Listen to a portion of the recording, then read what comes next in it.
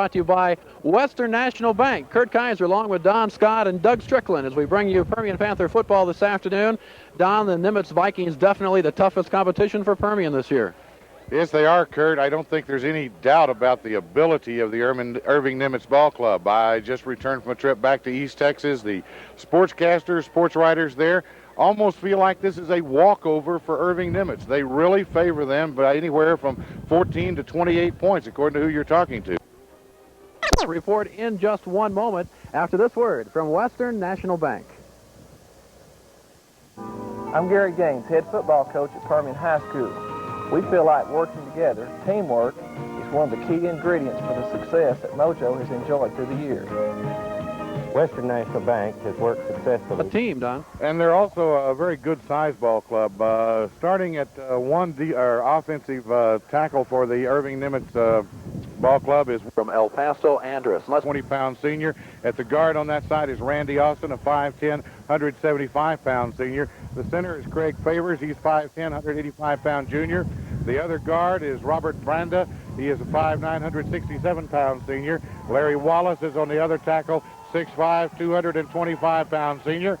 And the end out there on the side, the tight end, if you want to call him that, is Corey Knott, a 6'3", 185-pound senior.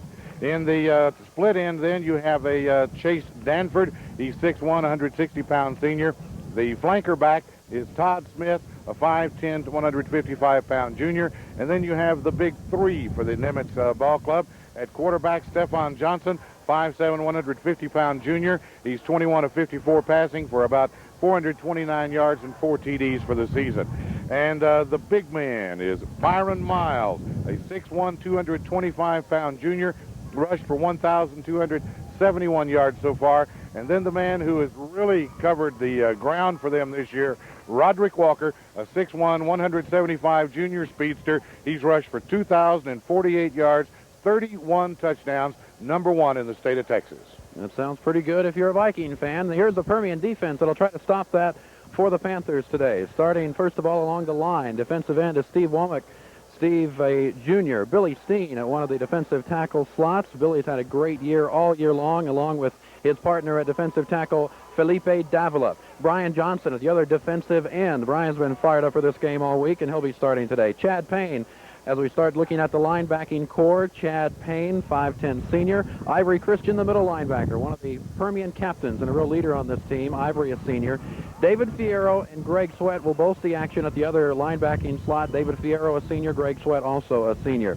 Checking the secondary, we started off with Cotty Dean, 5'7 senior. Robert Brown, 5'10 senior. Lloyd Hill, 6' junior. And then Stan Wilkins, 5'7 senior, rounding out the secondary. So the Panthers and the Vikings are ready to do battle at Ratliff Stadium.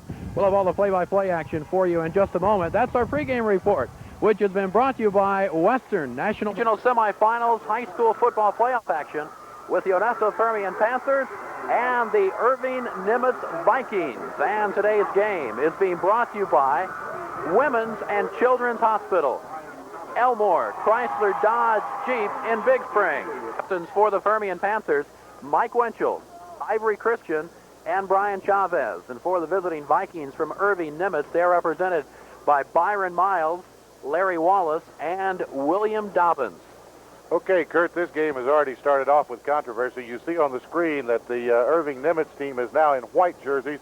They came out for the warm-ups wearing blue jerseys, and then athletic director John Wilkins of the Odessa school system went out and raised a little sand about that and made them go back in and change to white jerseys because they are the visiting team. There's the flip of the coin, and let's see who won. Now, the flip of the coin being very important, as always, Don, but today with the wind, and we'll be talking about the wind throughout the game because it will become such a factor, the wind will be as important as who gets this opening toss, and I'm sure that'll enter into the decision-making. Permian won the toss, and will kick. All right, so the Panthers will be giving the football to the Viking offensive unit. When you talk about Nimitz, it's their offense that you hear most about. The Permian wanted this win behind their back in that first quarter of the ball game, and I think that was important to them. Another thing that you might notice down on the field when we get a little wider shot here, you'll see the lineup on the far side of the field of the Pepettes or whatever they are. That is also a technical violation, at least, of UIL rules. You're not allowed to do that down on the field. But I think that the coaching staff from Nimitz is trying to do everything they can to try to upset Permian before the game. I doubt that it's having a whole lot of effect. There you see the Vikings just about ready to come onto the field. Nimitz comes into the game with a record of 10-1-1, and they have had two very big playoff wins. And Kurt, I tell you what, they're crediting you down here. We've got to get a shot of the sign down here in the end zone. They're giving credit to Kurt Kaiser, and that's all it can be, because Kurt has said it all year long. That's a Mojo touchdown.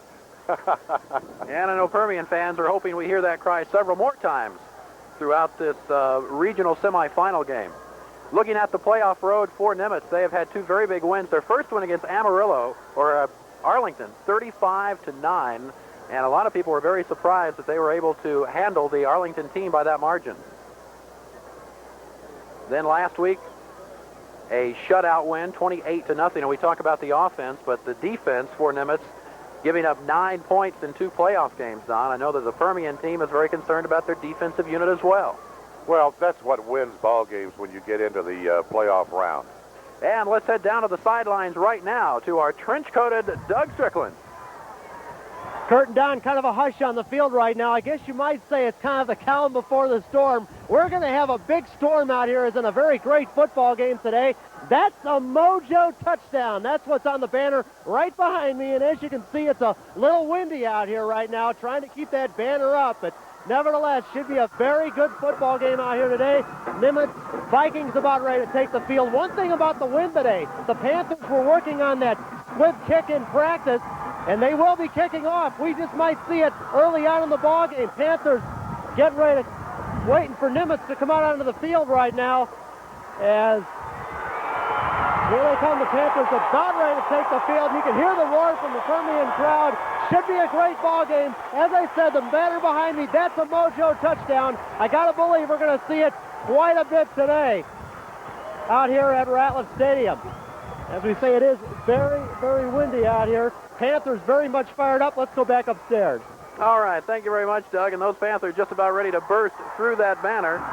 We better get Doug out of the way so they don't run over Doug Strickland down there. But here come the Nimitz Vikings on the far side. They are on the field right now as blue balloons start going into the sky over Ratliff Stadium. And they're definitely headed east toward Irving. And here come the Panthers.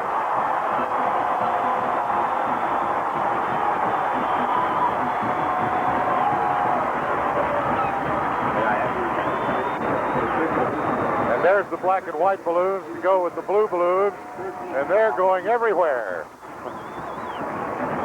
So the skies above Ratliff Stadium and around West Texas are filled with balloons. It'll be the blue of the Vikings from Irving Nimitz, the black and white from the home Permian Panthers.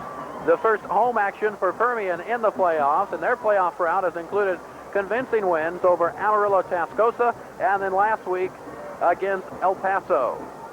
The thing that I started to say a while ago, Kurt, is the defense are the key to the ball game. You win championships with defense. You show and appreciate the crowd and make the crowd cheer with offense, but defense is what wins ball games when you get in the playoff round. So it's going to be a battle of which defensive unit can control the other offensive unit. You got a nice shot there of Mike Winchell warming up along the sidelines with backup quarterback Stoney Cates. Winchell will have to wait just a little while to get on the field, as it'll be the defensive unit that'll be out there first, and he's hoping they'll be on very, very soon. There you see the kickoff, as Doug mentioned. Permian has been working on a squib kick this week with the wind behind them, though. We'll have to wait and see just what they'll do with this first kick. It'll be Felipe Davila that'll do the kicking for the Panthers. Dropping deep for Irving Nimitz will be Byron Miles, Roderick Walker, and Stefan Johnson. That's the backfield. Stefan Johnson will be the quarterback. Byron Miles will be at fullback, and then Roderick Walker at halfback. And there is that squib kick. It'll be taken and fumbled on the play. It is loose. It looks like the Vikings have fallen on it, and they have.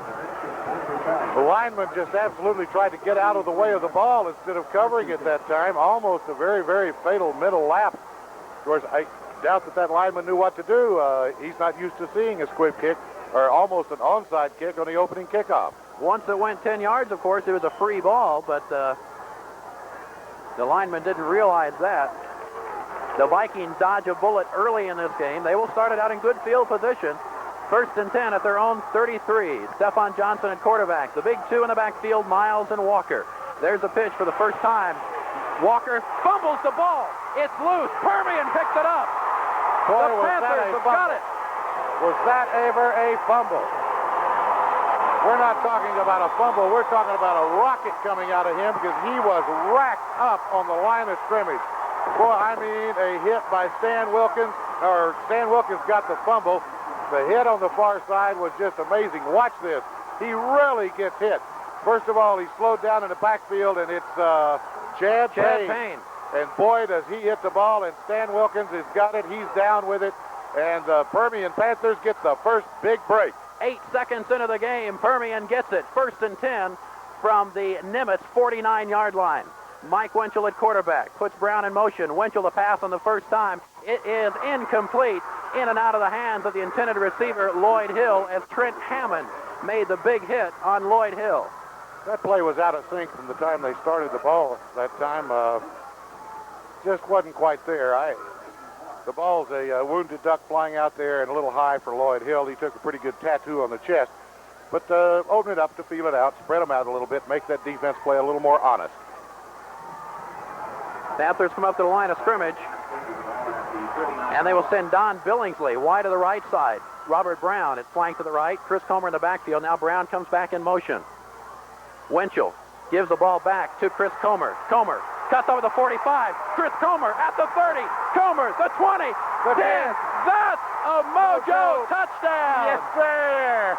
Oh, was that quick in coming? And there, that really brings the crowd on this side to their feet as they start out very quickly. Watch this, a great block thrown out here on the corner. First of all, Chavez gets a great block there. Another good block in there by Billingsley, and then Comer just does the rest of it by himself, and nobody can catch him going down that field. Good stiff arm right there, and he high steps it on into the end zone. Permian takes a quick lead. Try for the point after. Wilkins the hold. It is blocked as Alan Wiles' kick will be down in the end zone. And so the extra point attempt is no good. But the Panthers still take the early lead with 11 minutes and 38 seconds to go in the first quarter. Permian is broken on top, 6-0. The defense does their job and creates a fumble on the first play. The offense does their job and puts into the end zone. On the second play. On the second, that's right. That scoring drive didn't take too long. 2 plays, 49 yards. And let's see how many seconds it took there. 14 seconds to take it in. I tell you what, that's got to be a shocker to that Nimitz defense because they've been shutting people down pretty well. And that play simply blew them away as it was a student body to the right, and the lead blocks were just awesome out there in front of it. And Chris Comer, 253 yards last week. This week, 1 carry, 49 yards, and a touchdown. That's not a bad way to start. Good average for the day.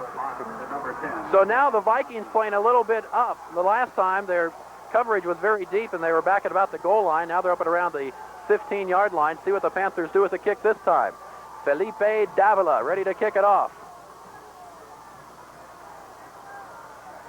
This time he goes with a longer kick, but it'll float out of bounds, and the Panthers will have to do it again. That wind is swirling. If you look at the flags down at the far end of Ratliff Stadium, they're blowing stiff to the west. The wind out of the west, the flag's blowing to the east. But down on the field itself, the wind at the north end of the stadium seems to be coming more out of the north and kind of whipping in. And then I noticed the balloons, when they released them on this side of the stadium, almost went straight up and kind of floated around a while. The ones on the other side go immediately out of sight. So the wind is a swirling wind down on the floor. You see Coach Larry Curry talking over with his line right there. Ronnie Beavers, Clint Duncan, both gathered around the coach. The offensive line for Permian was out there for 2 plays before they cashed it in for 6. And now the wind will be blowing the ball off the tee, which could be a problem throughout the day. I think they're going to have to hold the ball on the tee this time. Lloyd Hill going to get that honor. So that penalty pushing it back to the 35-yard line. And Hill will hold for Felipe Davila. 11:38 to go in the first quarter, and the Panthers only early 6-0 lead over Nimitz. There's the kick, and it's a good one. It'll bounce at the 20-yard line, go inside the 10. It will go into the end zone and go out of the end zone, and the Vikings get a break right there that the wind took it as far as it did. I see a cup or two down on the field that are just swirling around. The wind down there is a strange wind down on the floor of Ratliff Stadium today, so that could make a major difference. Irving Nimitz got to be coming out here saying, okay, folks, we got to really go this time. Stephon Johnson at quarterback. Again, it's primarily a running game for the Nimitz Vikings, although when they do pass, they do it effectively. Miles and Walker in the backfield, and Walker with his first carry fumbled it. Again, they line up in the backfield, split behind quarterback Johnson. Johnson hands it off to Walker, hit in the backfield. Whoa, good play by Ivory Christensen and Brian Johnson as they penetrate in there and stop it, and that's the way that you stop that great running attack. Don't ever let them get started. Roderick Walker comes in as the #1 rusher in the state, 2,048 yards, 31 touchdowns. That is #1 in the state. The Panthers have contained him with the first 2 plays, but there is a long way to go in this football game. 2nd and 12 from the 18, 2-yard loss. And now Walker has it again, trying outside. They will not make it. Cotty Dean pushed him out there. Robert Brown helped him out. And that Permian defense is all fired up. Boy, they really are fired up and playing extremely well. Watch them as they just simply play contained football. Some penetration by Davila that time, messed things up, and then Chad Payne was in there. But the tackle was Cotty Dean on the outside, but they just kept forcing the ball out, and stayed in front of the ball carrier. There was a 2-yard pickup on the play to take it back to the original line of scrimmage, where it's now 3rd and 10. 10.5 minutes to go in the first quarter. Receiver wide to the left side. Man in motion. The flip comes back now to Walker. Hit again. Downed again. Stan Wilkins. And that Panther defense has come to play this afternoon. Boy, they have now run the ball 4 times and have picked up a total of a half a yard. Great job by Stan Wilkins playing off the block out there and staying right in the position. And inside, of course, was Greg Sweat as he got a hold of it, too. Great job. So Roderick Walker has carried the ball 4 times and picked up 3 yards. Well, he lost 2. You're right. 1-yard pickup. Under the 10-minute mark. There comes the kick. Off the foot of Chase Danford. It'll be taken by Lloyd Hill at the 45, and Permian starting out in excellent field position. The Permian band strikes up on the far side, and this Mojo crowd on the near side of Ratliff Stadium on their feet, saluting the defense. I tell you what, they deserve a salute regardless of what happens in this ball game. The first 2 series, the Permian defense is absolutely awesome. 1st and 10 Panthers. They'll start at the 46-yard line. Brown to the left. Hill to the right. Winchell has Comer and Billingsley in his backfield. Winchell up the middle to Chris Comer. Comer a quick pop of 3 yards as he takes it inside the 45-yard line. And let's go down to the sidelines now to Doug Strickland. Curtin, Don, there are some really fired-up defensive players down here. All kinds of high fives down here by the Permian bench. So far, the wind really playing havoc with the Nimitz offense. And let's just see what happens the rest of the day. Let's go back upstairs. I think more than a wind playing havoc with the offense, it's the Permian defense playing havoc with the offense of Nimitz. A pickup of 4 yards. It'll be 2nd and 6. To the 41-yard line, coming down on the 9-minute mark. Winchell gets it to Comer, trying left side. He had the hole. He had the first down at the 30. He's gone. Chris Comer has taken it in, and that's a Mojo touchdown. I will tell you this right now, Kurt Kaiser.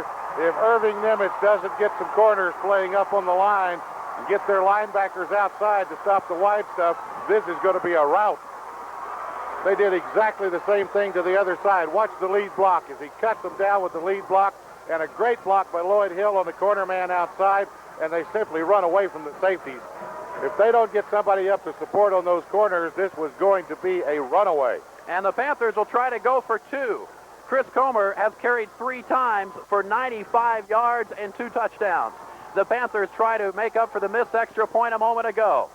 They send Billingsley in motion. Winchell gets it back to Comer. Comer will be dragged down at the 5-yard line, so he will not make it. The 2-point conversion is no good, but the Panthers still add another 6 points to the scoreboard.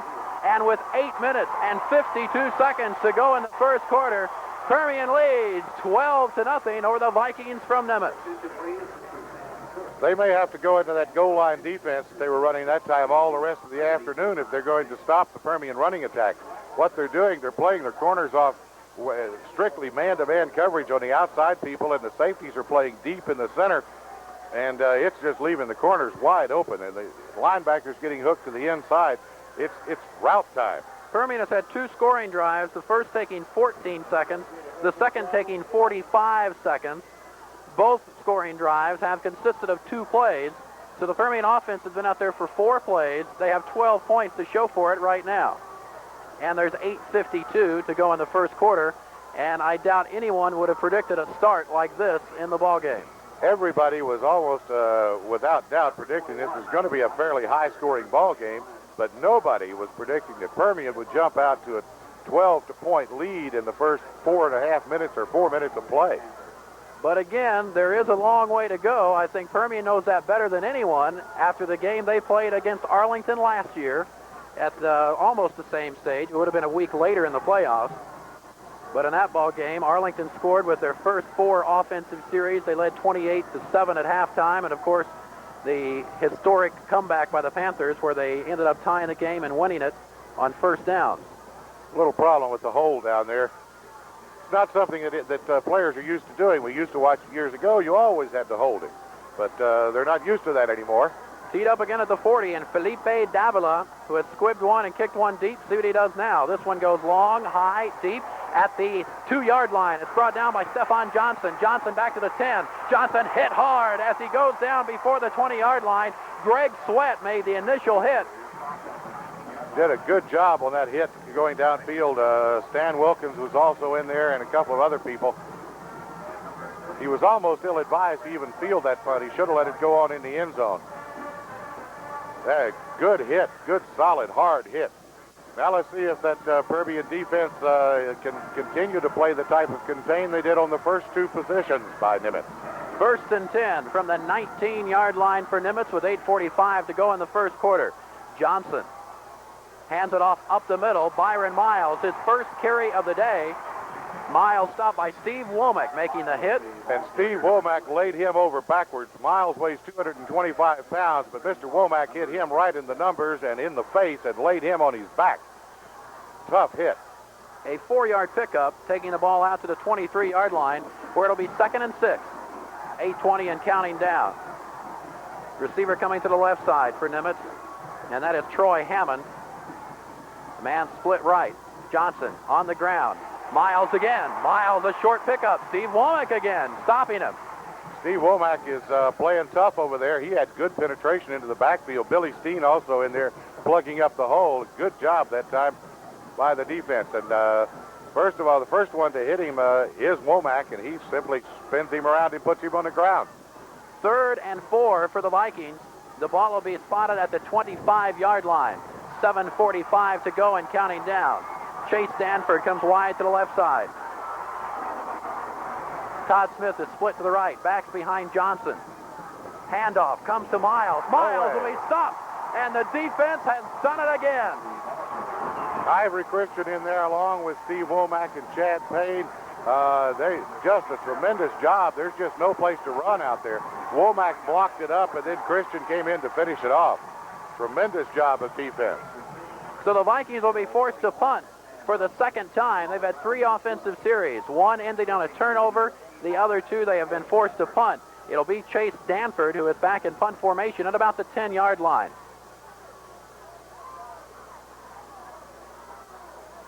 There's the snap. Low kick will be on the carpet, and Permian falls on it at the 43-yard line.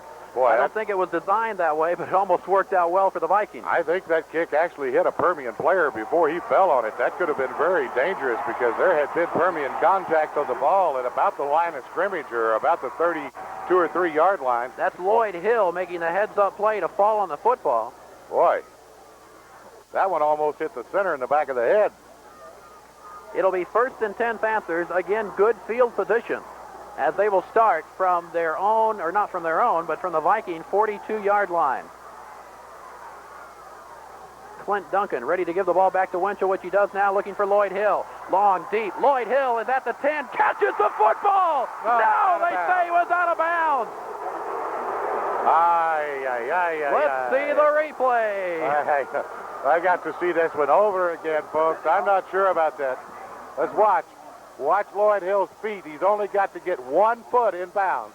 That's all he has to do. When he catches the ball, he has to come down with 1 foot in bounds. He's got the ball right there.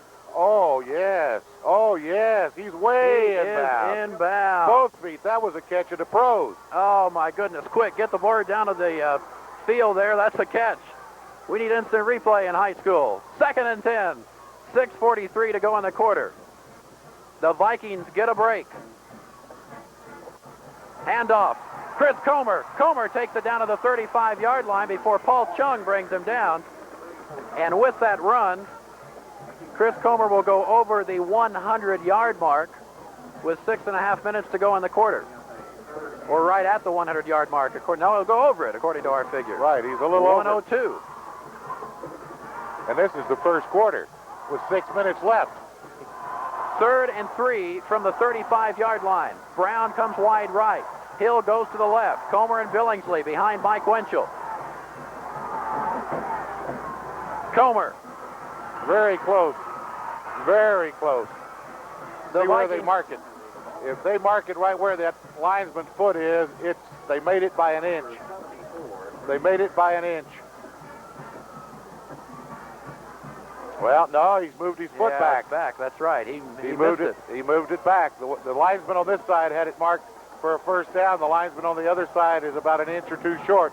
It'll be 4th and less than a foot probably. And I think you're going to see the Panthers go for it here. They're down in the Never Never Land. They've got a strong breeze. The punt would land in about, about 42nd Street.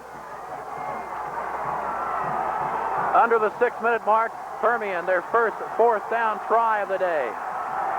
Hill to the right, Brown split left. Comer and Billingsley. Handoff, Chris Comer, 1st down, Panthers. That time, the Nimitz linebackers were lined up a good full 5-6 yards off of the football as they're trying to recover to the outside, and there just simply wasn't any way to stop a short yardage play. Chris Comer carries the ball down to the 28-yard line. 1st and 10 for Permian as Robert Brown goes out left. Lloyd Hill is to the right on the tight side.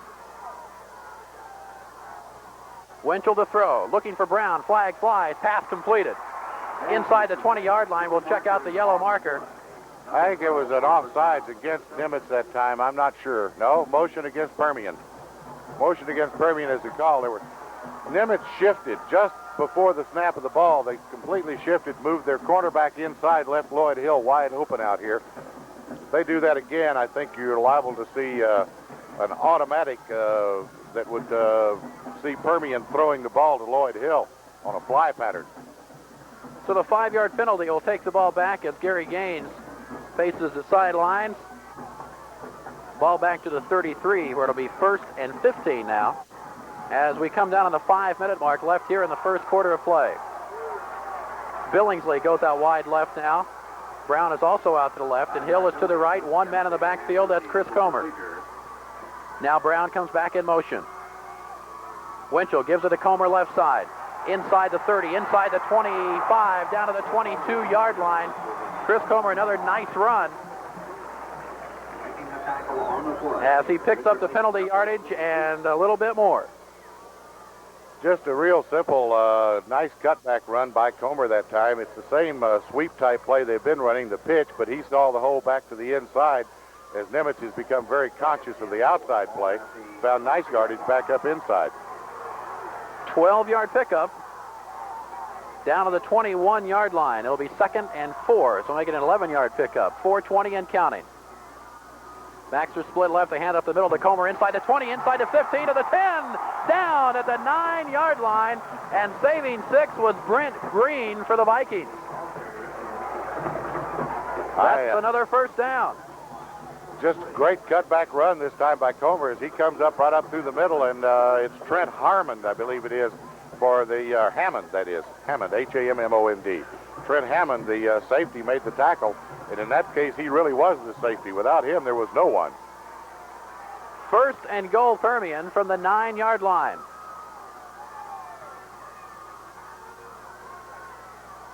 Winchell keeps it on the ground to Don Billingsley. Billingsley will be stopped for no gain.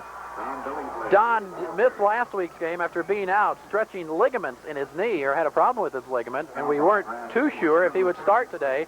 He is in there. He is wearing a brace on that knee and has played the entire way so far for the Panthers. So it's good to see Don back in the lineup. No gain on the play. It'll be second and goal, again from the 9-yard line. 3.5 minutes to go in the first quarter. Permian trying to increase a 12-0 lead. Winchell to throw. Looks for Hill across the middle, and that's a Mojo touchdown. Mike Winchell to Lloyd Hill. It's the same thing they did just before. They shifted and pulled the safety back to the inside off, and no double coverage on Hill. He just runs a quick slant pattern. Winchell's looking at him all the way. Ball's thrown to him right inside the goal line. Touchdown, Permian. The Panthers again will go for 2, trying to make up for the missed extra points earlier. Full house backfield. Now Billingsley goes in motion. Movement along the line. Winchell to throw. It's a free play. Up the middle, incomplete, but Permian will get a chance to do it again. Offsides in the defensive tackle or in the middle of the line there. The scoring drive for Permian taking 8 plays, 3 minutes, 35 seconds, a 42-yard drive. So the Panthers will get another chance now as Robert Brown visits with head coach Gary Gaines, ready to send it back in. It's been a long first quarter, Don, but a first quarter that the Panthers are happy to keep going. I'll tell you what, this is absolutely, everyone has got to be amazed, and the far side of the stadium has gotten very, very quiet. Try for 2, up the middle, and that's a 2-point conversion for Mojo. As 18-0 becomes 20-0 with the carry up the middle by Chris Comer with 3 minutes and 15 seconds to go in the first quarter. The Panthers are rocking and rolling at Ratliff Stadium. It's Permian 20, Nimitz nothing. What do you tell these guys when you're up 20-0 and everything seems to be going okay? It's going great down here. As for the Panthers, they're just moving the ball simply at will. Coaches right now, all they can really say is, hey, keep up the good work, guys. We're up 20-0. Let's keep it going. Back upstairs. All right, thank you, Doug. And you saw Chris Comer right behind Doug getting a well-deserved drink.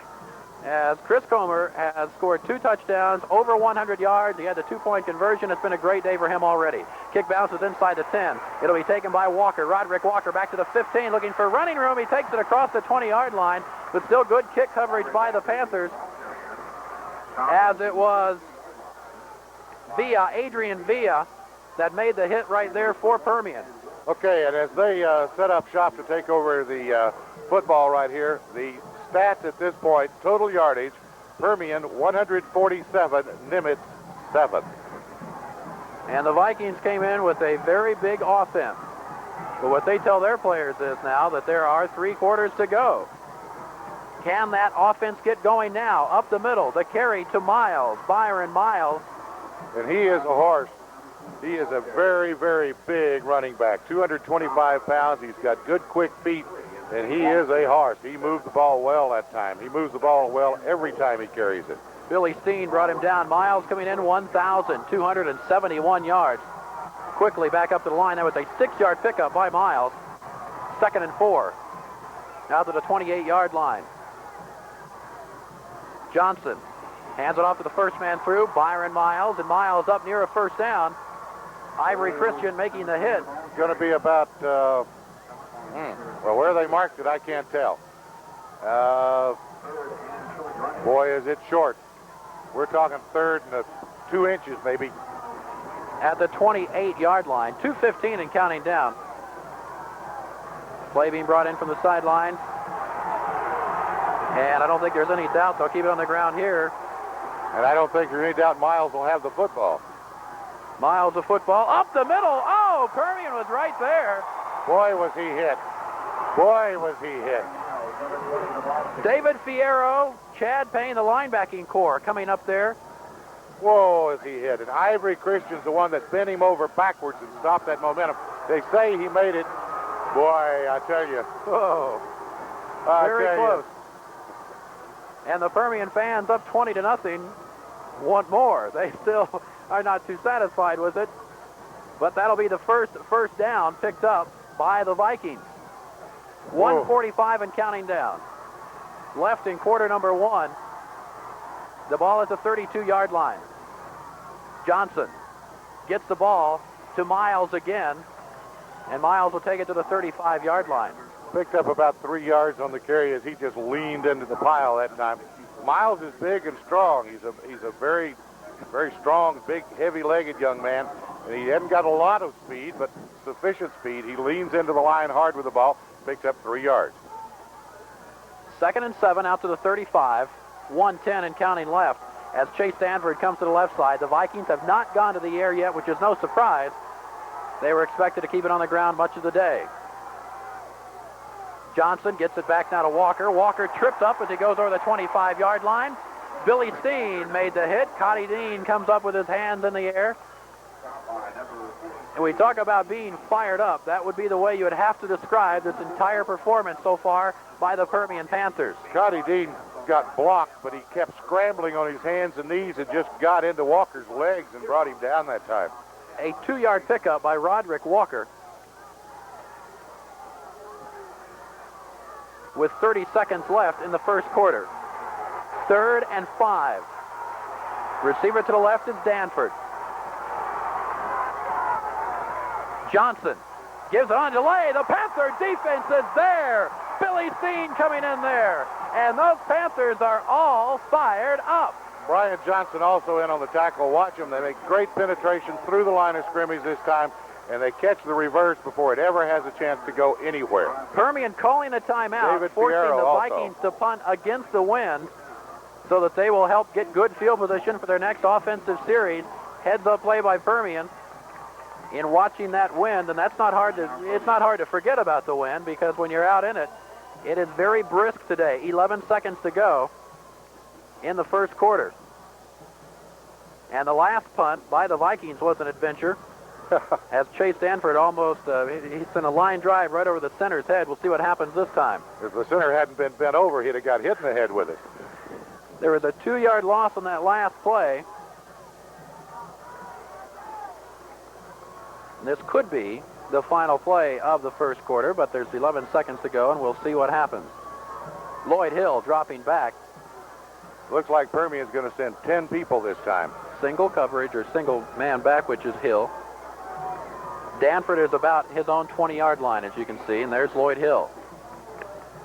As play resumes, it'll be 4th and 7, the ball at the 35-yard line. Waiting for the entire timeout to be ticked off as the officials will put the ball down right now, and we'll get started. Third kick of the day for the Vikings. Snap to Danford, bounces it to him, gets it away. Another low kick. This will go away from Hill and everyone else, and will go out at the 41-yard line. Permian finally going to have to start in their own end of the field. The offensive series for Permian, they started the first time from the Viking 49, the second time from the Viking 46, the third time from the Viking 42. So as Don said, for the first time, they're in their own end of the field, but still not a bad spot to start from for your own 41-yard line. Excellent field position, and that was the choice that they had, of course, going in. They wanted the wind behind them because they were fighting for that field position. 5 seconds left in the first quarter. See if Permian uses the wind and tries to go up top with this one. 2 receivers to the left, Brown and Hill. Winchell instead will keep it on the ground up to Chris Comer. Comer a first down into Viking territory, so it didn't take him long to get back into Nimitz territory. That'll be the last play of the first quarter with a good pickup by Chris Comer once again. The first quarter has ended, and it's a quarter that Permian can add to the history of great quarters of Permian football teams. After one complete from Ratliff Stadium, Permian leads 20-0 over Nimitz. This is a KOSA Sports Production. Yards and 2 touchdowns. That's from our statistician, Tommy Holcomb, who rejoins us for this game, and with his good luck that he's brought the Panthers, he'll have to go with us the rest of the way. 1st and 10, Don Billingsley to carry. Some tough yards for Don as Marshall Thornton brought him down. Billingsley takes it inside the 45 to the 43-yard line. Picked up about 4 yards on the carry. Good hard running by Don Billingsley. He's often the overlooked man in that Permian backfield, but Billingsley is dangerous with the football. He's tough enough to run inside, and he's quick enough to run outside. Many will remember his dad, Charlie Billingsley, great Permian player, and I talked to Charlie earlier in the week, and he said Don will have to adjust his running style, but he felt confident he could have a good game. 2nd and 6 after the 4-yard pickup. That's Chris Comer down to the 41-yard line. As that was Jeff Brown making the tackle, and let's go down to the sidelines to Doug Strickland. Kurt and Don, quick observation from the Permian bench. This team's certainly not treating this like a 20-0 ball game in their favor right now. They're saying, hey, it's a 0-0 ball game. Let's get some more points. They're not content with 20-0. They want to really do well. Let's send it back upstairs. Okay, thank you, Gary, very much, Doug. And back to Kurt Kaiser as they're out of the huddle in the line of scrimmage. 3rd and 3 facing the Panthers at the Viking 40-yard line. Hill and Brown to the left. Backs are split to the left side. Handoff to Chris Comer. Comer will be stopped. A 1-yard surge ahead, so it'll be 4th down facing the Panthers. And it looks like the punting team is coming onto the field. Well, you're out at about the 40-yard line, and you're now facing into the wind. You've got to adapt your thinking at this point, and at this point you've got to try to punt the ball, because even a good punt in this wind is probably not going to carry much inside the 10 or 15-yard line. It's 4th and about 1.5 yards for Permians. We come down to the 10-minute mark left here in the first half of play. Travis West back in punt formation. He's at midfield. And Chung back to receive. The kick is partially blocked, and it will be downed by the Vikings. So Nimitz, their first big play of the ball game as they blocked the punt. They came pouring through that time, right through the middle. Watch it. They stacked it up. They came pouring through and got just a piece of the football. So the special team unit for the Vikings does their job and tries to get a little momentum going for the Vikings. They take over with excellent field position this time. Maybe their highly touted offense will get cranked up and going. The best field position for the Vikings so far. Their own 37-yard line. 1st and 10, you see Stephon Johnson barking out the signals. Miles, the ball carrier, but it's the Permian defense again that seems to know where he's running. David Fierro making the stop along with Felipe Davila. And Ivory Christian also in there. Everybody hits in on this one hard. 1-yard pickup. Dean also in there. 2nd and 9 out to the 38. And that Permian defense has played a whale of a ball game. And there's some young ladies that are doing a whale of a job cheering, too. 2nd and 9. Johnson keeps it, fumbled. It is picked up by Roderick Walker. They've changed quarterbacks that time. Number 11 in there is a quarterback. No, he's the flanker. I'm sorry. He's the man who was out there. Whoops. I'd like to see that one more time if we could. If we could see that again. I'm not sure if the ball was knocked away, if he just dropped it. I think it looked like it was slapped out of his hand. I'm not sure about that. So here it comes one more time, and we'll get another look at it. As Johnson rolls out with it. He just dropped it. No, nobody touched it. He just dropped it. It's 3rd and 10. There was a 1-yard loss on it. Back to the 37. Panthers moving along the line. Johnson to throw for the first time today. Has time in the air. Completed to Chase Danford. Chase Danford does a great job this time. He was well covered. Then he simply just floated a little bit to the outside and got open for the throw. Johnson had the time, and Danford making the adjustment to come back for the football. Stan Wilkins making the hit, but that is exactly what the scouting report on the Vikings was. They don't throw a lot, but when they do it pretty effectively, and they certainly did at that time to get them out of a hole and into Permian territory for the first time today. 1st and 10 at the Panther 48-yard line. 8 minutes to go in the first half. Nimitz trailing 20-0, trying to get something going before halftime. Movement along the line on both sides of the football. Permian defense has shifted. Up the middle. That's Byron Miles. Byron Miles, the ball carrier. And apparently the Vikings, feeling that Permian would pay the most attention to Roderick Walker, who had gained the most yardage, they've gone with Miles most of the time today. The new play is sent in from Chase Danford. Head coach Mike Farda, a homecoming for Farda. He was a Permian graduate and has come back now as the head coach of Nimitz, the first meeting between these two schools. And so far, the homecoming has not been what Mike Farda would like. 2nd and 5 after the 5-yard pickup by Miles. The ball's down to the 44. Walker gets it. Walker down. Felipe Davila, Ivory Christian, all fired up for another big play.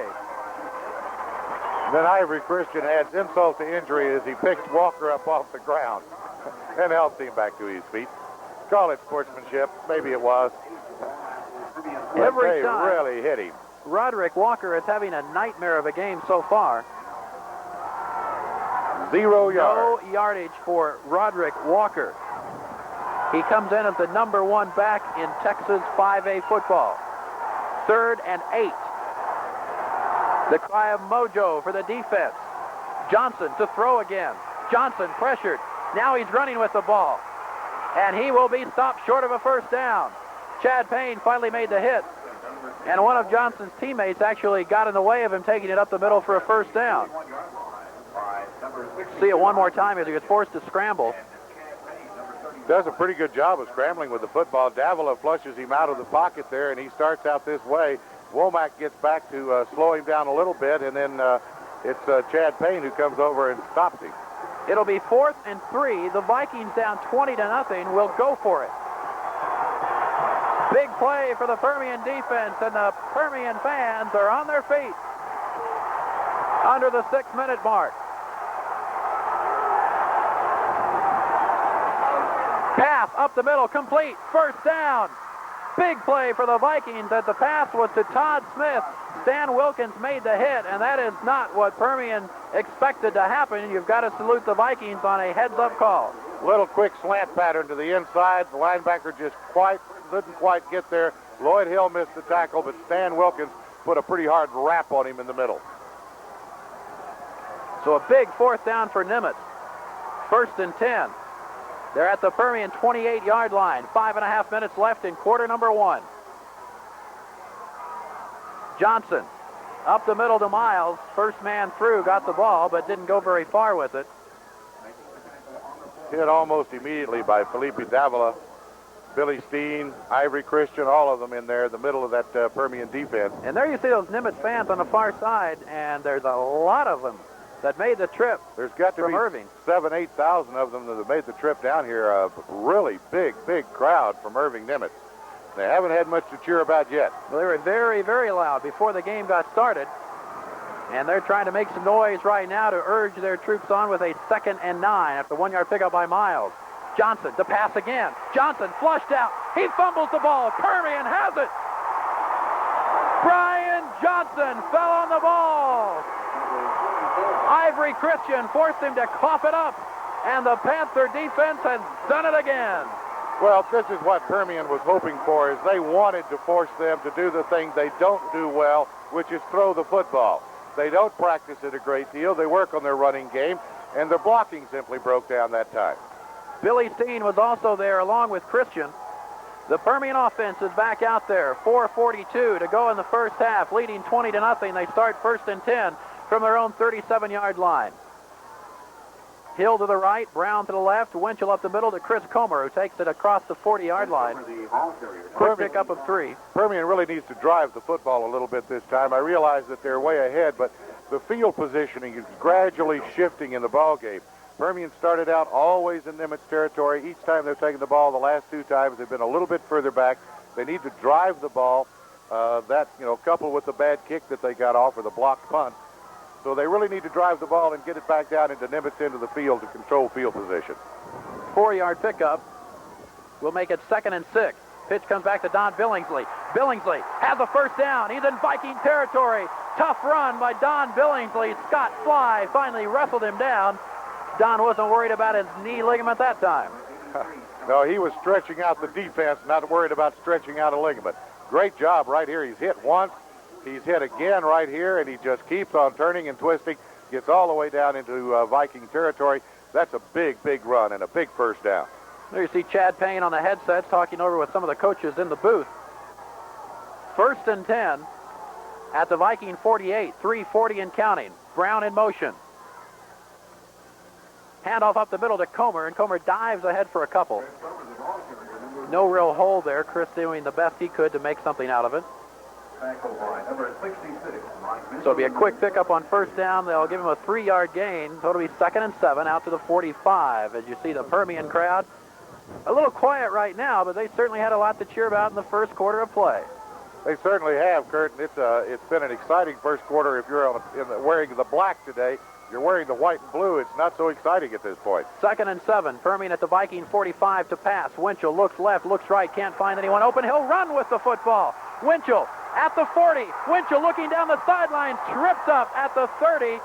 Paul Chung got a piece of Mike Winchell's foot and brought him down. But a great run by quarterback Mike Winchell. He couldn't find anyone open. Who is not known as the passer. Scrambles out this way, tucks the ball away. He's already made up his mind. He's running with it. Right here, he's already got the first down, and from here on, it's he just barely did get a piece of that foot. Winchell takes it to the 29-yard line where the Panthers have it 1st and 10 with 2:40 left in the first half. Hill to the right, Brown to the left. Winchell gives it to Billingsley. Billingsley dives inside in the 30. Brent Green bringing him down with the tackle. So it'll be 2nd down facing the Panthers now. After pickup of a couple by Billingsley, it'll be 2nd and 8. Kurt, I don't think anybody in this stadium or anybody in the state felt like it was going to be this kind of a ball game at this point of the ball game. Almost to halftime now with just 2 minutes left. Permian enjoying a 20-0 lead and driving again. 2nd and 8. 2:05 and counting. Winchell looking over the defense. Quick count. Looks for Hill. That's Brown. Brown has it inside the 20-yard line. Robert Green brought him down. A first down for Permian as Winchell to Brown works for the first time today. Once again, the passing attack looks almost to be in slow motion. But just a beautiful throw, a beautiful little slant pattern to the inside, and that zone defense, they're not coming up and taking the receivers. Under the 2-minute mark, 1:45 as the Panthers come up to the line. It's Villa to the right, Hill to the left. Winchell to throw to Hill across the middle. It is incomplete, knocked away as Hill tried to get it at the 5-yard line, but good coverage by the Vikings there. By Trent Hammond, who made the big hit. Right, this is the way you have to play the slant pattern in this type of zone defense, is you've got to really hit the ball carrier, and they did. Made a sandwich out of him. It's 2nd and 10 Permian at the 17. One thing that did is it stopped the clock. Permian does have 2 timeouts remaining. The Vikings all 3 of their timeouts left in the first half with 1:37 to go. Hills to the left, Brown to the right. 2nd and 10. Mike Winchell gets the ball and hands it off up the middle to Chris Comer, who has no running room at all. He'll fall ahead for a yard as Mike Mitchell from his defensive tackle slot brought him down, and Permian will use one of those 2 timeouts left. Let's take you down to the sidelines right now to Doug Strickland. No, we won't take you down to the sidelines to Doug Strickland. We'll take a break with 1:31 left in the first half of play. Permian enjoying a 20-0 lead over Irving Nimitz. We'll be back with more second quarter action in just a moment. The rights of this game are owned by the University Interscholastic League and by Diamond Shamrock Oil Company and by Odessa Permian High School and Irving Nimitz High School. Any reproduction, rebroadcast, or other use of this game without the expressed written permission of these schools and organizations is strictly prohibited. Strictly prohibited. Right. It's not just a suggestion then. All right. 16-yard line. Very nice job also. I'll give it a 9.5. We might give you another shot in the fourth quarter maybe. Okay, we'll try it again later. But, not much practice this year. That's right. 3rd and 9 as we get back to action. Permian has it at the Nimitz 16-yard line. There's a minute 31 to go in the half. Permian trying to increase a 20-0 lead. Mike Winchell looks to throw, looking for Hill, can't find him, goes shorter to Chris Comer, and it's incomplete. Intended for Chris Comer, number 44. Tried to flip it off to Comer, but Comer did not come up with it. So it'll be a 4th down facing the Panthers, 4th down and 9. From the 16-yard line. And Permian will go for it on 4th down. Into this wind, a field goal would be extremely difficult here. It'd be just almost impossible to make because the wind is really blowing and you're down into the part of the field where, though the wind is out of the west, it's whipping across that part of the field. Hill to the right. Billingsley out wide left.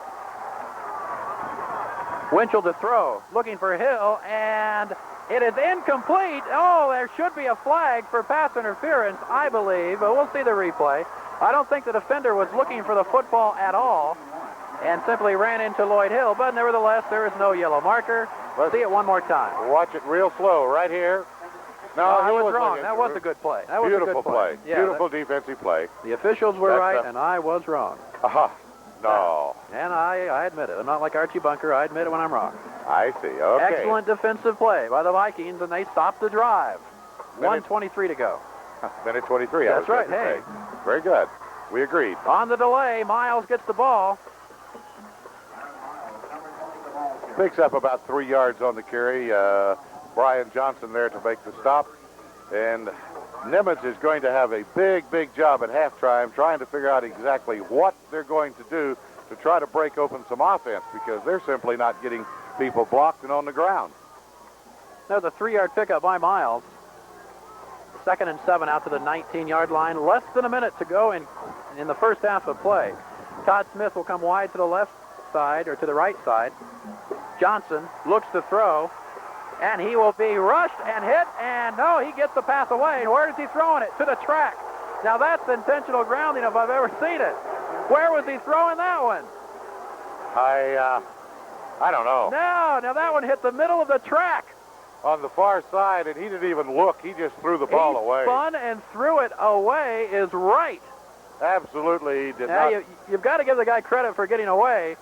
Great job of dodging and ducking, but he has no idea. Watch him. He just comes out of this, spins, and he don't even look. Oh, where's it go? Look where the ball goes.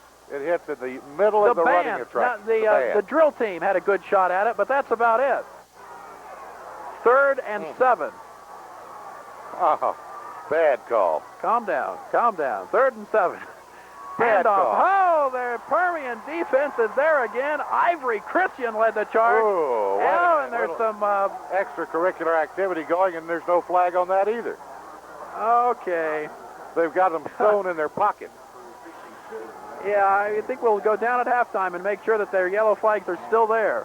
Felipe Davila. Yeah, he made the big hit. Well, but after the play, the Nimitz lineman stood up and shoved him. Okay, Permian calls a timeout with 15 seconds left. Gary Gaines, Tam Hollingshead, they're staying calm, even if we aren't up in the booth. A couple of unusual calls the last 2 times No, now. those were bad calls. Bad calls? All right. Bad calls. I'm sorry. Those were just plain bad calls. I hope the officials don't watch this I don't replay. care if they do watch. I'll tell them in person they were bad calls. There we see Robert Brown on the sidelines as they talk it over with Gary Gaines. You see Tam Hollingshead, who calls the defensive signals. Want to encourage everyone to watch 60 Minutes tomorrow night. If you're watching this ball game tonight, tomorrow night 60 Minutes with all the crew, Harry Reisner, Diane Sawyer, and the rest. Always the top-rated news program on television, and always enjoyable to watch. Chase Stanford back in punt formation for the Vikings. They will have the one. They'll run with it. The Vikings are going to run. Danford is inside the 5-yard line. He will push it. It's incomplete. Permian will get the ball in excellent field position with 6 seconds to go. And if no grounding call on that one either. No. He had a receiver. No, the receiver's wearing a lineman's number. He had no receiver, and he has no place to go. He's going to reverse his field. He's back to the 3-yard line, and he is going to throw the ball out here. And he was throwing right at number 67. Okay, Mike Winchell comes in the huddle. Permian has it. 1st and 10 at the 19-yard line of the Vikings. Quickly, they come up. The Vikings aren't set on defense yet. Now they're getting set as Permian does. 6 seconds left. Winchell hands it off to Comer. Comer goes around the end. Comer is going to go at the 5 and into the end zone. That's a Mojo touchdown! Chris Comer takes it in. There's no time left in the first half of play. And what a way to wrap up a half for the Panthers. And you can bet they're going to go for 2 here and try to put this one away at 28-0. That's got to be extremely discouraging for the Nimitz, whatever they are, Vikings. Now watch Comer, a great stiff arm at the 10, and had to dive to get it in. Just dove for the pylon, got on the inside of it, and did a great job. Permian will line up to kick with a 26-0 lead. No time left in the first half of play. Oh, they're going to kick it. At least they're lining up like they're going to kick it. What a half it has been. And don't forget the Permian Band will be performing at halftime. You'll get a chance to enjoy them. Snap back for Alan Wiles. The hold by Stan Wilkins, and it is through the upright. So 27-0, and that's the end of the first half of play. The officials are still out here. Let's see what they're going to talk about. Now, hold on just a moment. The first half is not ended yet. There is a flag. Offsides against the Vikings waved off. The point after is good. And the Permian Panthers leave the field to the roars of the Panther fans at Ratliff Stadium. And let's head down to Doug Strickland. Hey, guys, on that last play, if I had my math right, there were 12 men on the field for Nimitz. Nevertheless, Panthers get the touchdown. Real momentum builder going into halftime as the teams go to locker rooms. Let's go back upstairs. Well, that doesn't surprise me. There are 12 men on the field. They also missed the intentional grounding call and a couple of other things there toward the end.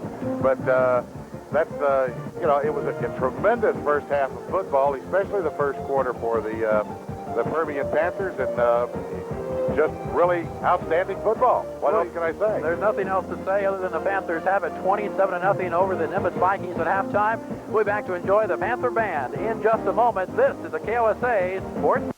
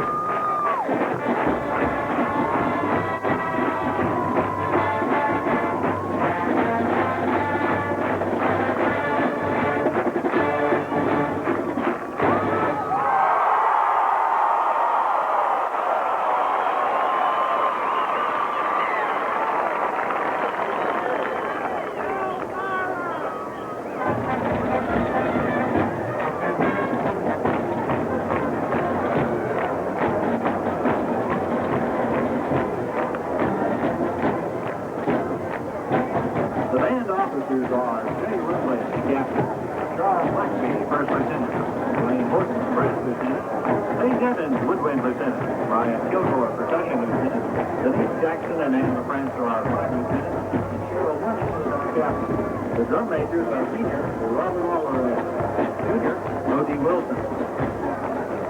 The flags are assisted by the Permian High School band under the direction of Mr. Charles E. Nail and Mr. Michael Watt.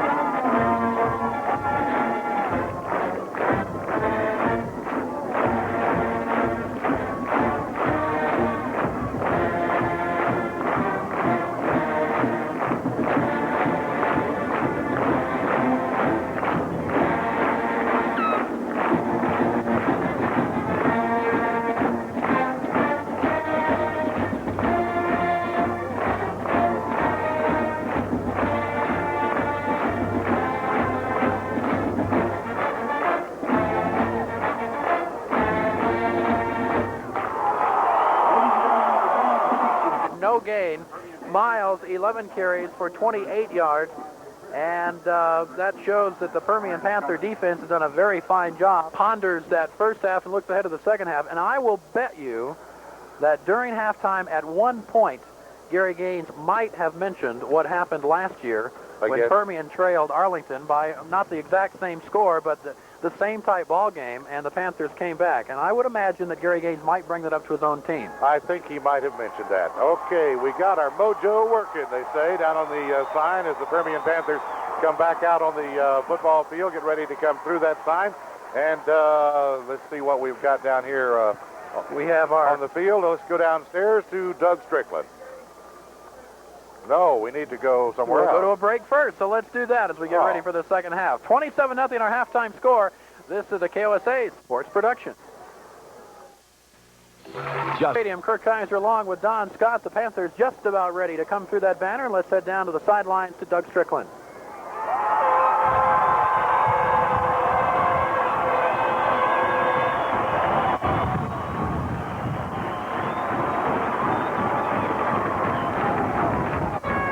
And it looks like we had Doug Strickland trying to dodge the team instead of talking to us, which might have been the best thing to do in that case. Self-preservation. And Doug's a little smaller than they are. That's right. But we'll get some comments from Doug hopefully before the second half gets underway. But Permian is back on the field. Nimitz is yet to come out of the locker room over there. There no sign of them coming back out on the field. I'm sure Coach has got a few things to say to them also. Those are one of those tough halftime speeches to make because you've got to figure out exactly what you're going to say. And there is Coach Gary Gaines as he has brought the Panthers to the regional semifinal game here today. And it's been a great year for Coach Gaines and Permian so far, but with this 27-0 lead, they're looking beyond this game today, hoping to look beyond this game today and continue their fine season, their record of 10-2 as they started this action here today. Nimitz again coached by Mike Farda. And for Coach Farda, a return to Odessa, a 1963 graduate of Permian High School, and has several relatives in the area, but so far it has not been the type of homecoming, as we said earlier, that Mike Farda would dream of making. One of the officials going over to make sure the Vikings are coming back, which they are doing right now momentarily. There you see the Permian Pep Squad. Here they come out on the field. And there come the Vikings. Again, a good crowd from Irving has made the trip here to Odessa, dressed in their blue on the far side, and the Vikings in their blue and white, which earlier was the blue jerseys, but they switched to the white. And the Nimitz sign that they're trying to raise had about as much luck as the football team has had, is it splintered apart when they tried to pick it up in the wind. It is windy down there. You've got a shot on the near sideline now of Mike Winchell warming up. You can see some of the pine trees at the south end moving around a little bit in the breeze, and the flag is really whipping across there. There's what's left of their banner down there as they were trying to hold it up for the team. Now, you know, they're doing a good job. They're still trying to hold up something that they can run through. You've got to give them credit down there. Right. Most of it is blown away, but they're doing their best. I give them credit for even being there. Okay, we have Doug Strickland on the sidelines down with some ex-Panther greats. Doug, take it away. Well, of course, guys, this is Thanksgiving weekend. A lot of the alumni from Permian home here. And one of the guys we're going to talk to right now, actually a couple guys we're going to talk to, Art Wagner, played last year for the Permian Panthers, now going to Abilene Christian. Art, what do you think of the ball game? It's real interesting to come back. It's the first one I got to see this year. They look good. They've got a lot more talent. They're a lot better team than we were, and I hope they need to take it all the way state this year. They need to really. Are you surprised how strong they came out? Oh, no. That's their key. They started real good this year, and they jump on people, and that's always it's always good. That's a good way to start and a good way to finish the games up on top. Okay, now how about you yourself? How are you doing there at ACU? I love it. I played quite a bit this year, no red shirt. For freshmen, can't complain. It's a lot of fun. All right, Art, thanks a lot. Let's talk to Sean Crow here. Sean, of course, record-setting running back at Permian. Seeing Chris Comer run, you a little jealous? No, not really. I'm happy for him. Records are meant to be broke, and I hope he goes all the way and breaks them all. Pretty surprised how this game's gone? Not really. When people say we can't, that's when we do the best. people have been doubting them on this game. That's when they'll stand out. All right, what about you now? Of course, you're going to go to TCU. How's the back? Well, I found out Monday I wasn't going to have surgery, and right now I'm in the process of running and rebuilding my back, and just thank God that I'm healthy and not having to have surgery. Okay, well, Sean, thanks a lot. Best of luck to you. Go get warm. Okay, thank you. All right, let's go back upstairs for the kickoff. All right, good to hear from some great Panther players of last year and the years before, Art Wagner and Sean Crow. Here's the kick, a delay of game against Nimitz.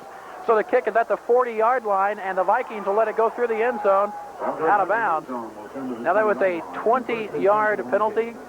Is that right? Well, they kicked it off from the 40-yard line. What happened is he called him for delay of game, and then they still didn't show, so he called him again, and he called him again, and he called him again. He called him about 4 times, I guess, for delay of game, simply because they just did not get back out on the field. The kick, as we said, went into the end zone, so on the touchback, it comes out to the 20-yard line, and that's where Nimitz will begin. Down 27-0, first and 10 from their own 20-yard line. Stephon Johnson will hand it off to Roderick Walker. Walker, no gain. Walker picked up no yards in the first half on 8 carries. Steve Womack leading the charge right there. They're still trying to break Walker to the outside. They're still trying to run that sweep with the lead block in there by Miles, but it just Permian defense is ready for that. Well, they will give him a yard, so 9 carries for 1 yard now. It is 2nd and 9 from the 21. Just underway in quarter number 3. Johnson to throw, sprints out, pressured, gets it away, incomplete.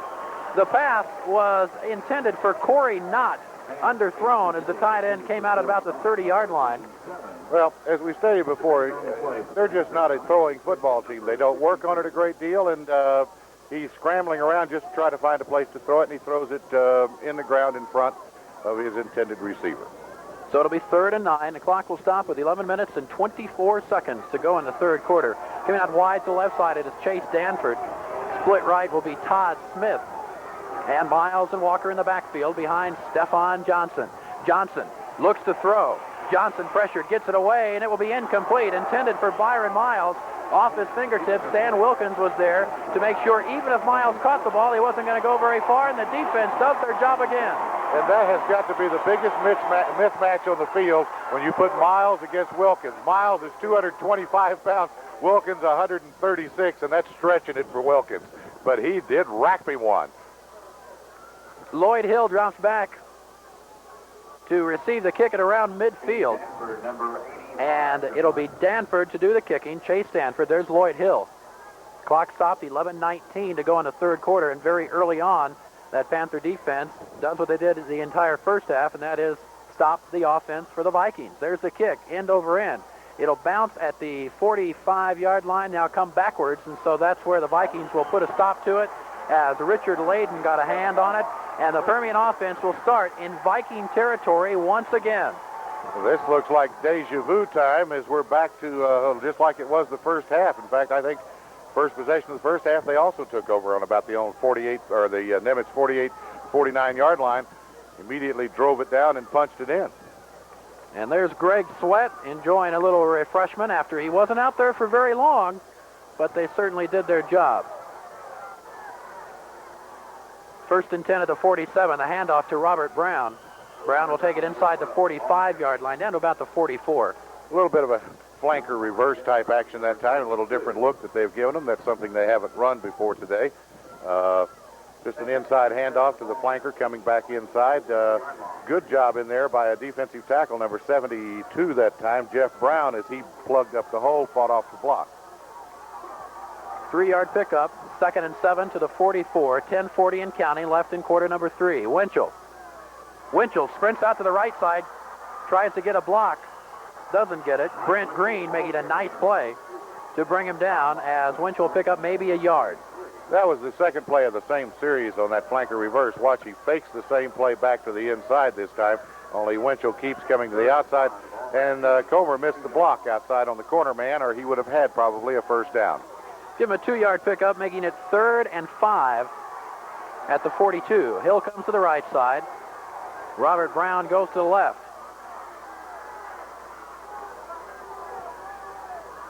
Winchell gets it back to Chris Comer. Comer will go inside the 40-yard line. Another short pickup. It'll bring up 4th and about 2 as Mike Mitchell made the hit on Comer. And the Nimitz defense has definitely made an adjustment at halftime. Number one, they're playing their people out a little bit wider to stop the outside stuff, letting Permian basically saying, if you can run on us, you're going to have to run it inside on us. You're not going to run that little sweep on us. It'll be 4th and 2 for the Panthers, and the Permian crowd likes it. The Permians going for it on 4th down. 4th and 2 from the 39. They need to get to the 37. Up the middle to Comer. He dives ahead, and I don't think he got it. Boy, it's close where he's marking it. Well, where he marked it, I think he does have it. Very, very, very close. I think he made it. I think he made it by about 1 inch. Chris rolled over a little bit, and I think they gave him the roll. By 1 inch, okay. We'll see. This is your first out on a limb guess for the day. It's going to be right on the white stripe of the football. That's where the chain's going to be. That's Brian Chavez, one of the Panther captains, watching him stretch out the chains. Right on the white stripe of the football. There we go. First down. Hey, where did I tell you it was going to be? Eagle Eye Don Scott is 1 for 1 with his first down predictions on the day. We'll see if Tommy Holcomb can put that in our stats for us. Greg Freeman again helping Tommy Holcomb with our stats. And we certainly do appreciate their work, and they've been very busy in that first half compiling Permian offensive yardage. 1st and 10 Panthers to the 37. 9 minutes to go in the third quarter. Quick pass by Winchell, or at least trying the quick pass. Gets away from the coverage, and Winchell will be forced out of bounds. Loss of about 3 on the play, but he's lucky that he wasn't sacked all the way back there. He had a man or two open, but he just didn't have time to look for them. Paul Chung will finally push him out of bounds. So the clock will stop as the ball went out with 8:59 to go, and there's some of the Panther crowd watching on from Ratliff Stadium. 3-yard loss. It'll be 2nd and 13 from the 40. Brown in motion. Winchell on the delay to Comer. Comer will dive ahead to the 36-yard line. Jeff Brown made the hit. The Nimitz defense is playing the outside position on a lot of things now. They're basically leaving it to the inside people to take care of the inside, as they're very outside conscious at this part of the football game. As we keep an eye on that clock definitely in the Panthers' favor, ahead 27-0. This drive started with 11:10 to go, and you see it down now under 8.5 minutes to go. 3rd and 9. Winchell to throw. Looking for Hill, has him. First down, coughed up the ball. Permian gets it back. Heads up play by the Panthers. That was Jared McDougal. Jared McDougal who got down there and got No, they call it an incomplete pass.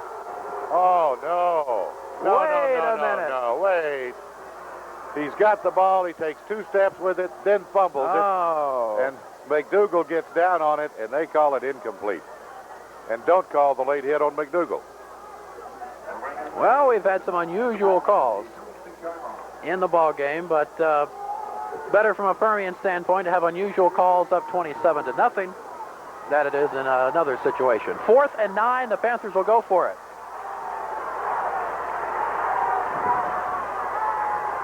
Winchell, back to throw. Sprints out. He'll run. Winchell has the first down the sideline. No, they've spotted him out before. Wait a minute. No, it is a first down. All right, it is a first down. I panicked for a moment, but Mike Winchell makes a nice run to pick up the first down and gets a little congratulations from Art Wagner as he heads back into the huddle. Not only that, he gets really hit after he's out of bounds. I know you're not supposed to ever criticize, but look at that hit out of bounds. That's uncalled for. So Winchell went out at the 22-yard line where the Panthers have it 1st and 10, 8:07 to go in the third quarter. Winchell gives it off to the second man, Billingsley, who takes it inside the 20, so there's another penetration. Trent Hammond making the hit. I seriously doubt penetrations will enter into it, but it is another penetration. Well, simply a little dive play, hard run by Billingsley, especially he finishes off the run to get down inside the 20. Now they need to run a play successfully inside the 20-yard line. 2nd and 6 from the 19 with 7:35 left in quarter number 3. Winchell to Comer. Comer takes it down to the 15-yard line. He's down, going to bring up a fourth down and about, what, 2, 3, third down and about 3, or 2. Third down and 2, let's call it. Each week, of course, Don, we pick our Western National Bank offensive and defensive players of the week, and I'm not going to give it away and say that it would be number 45, but we will need an incredible performance in the final quarter and a half to take it away from that young man. I tell you what, he has done a tremendous job. 3rd and 2, there's Comer again, stacked up, and he'll be stopped short, bringing up another 4th and short for Permian. Be about a 4th and 1, a long 1 yard. One thing it does is keep that clock running, though. 6:40 and counting down. Comer's now up to 191 yards rushing in this ball game, and it's only in the third quarter. 6 minutes, and they're about halfway through the third quarter. Last week, 253. This week, getting near that 200-yard mark again. 4th, and a little over a yard to go for Permian. Mike Winchell gets it back to Don Billingsley. Billingsley's at the 10 and into the end zone. That's a Mojo touchdown.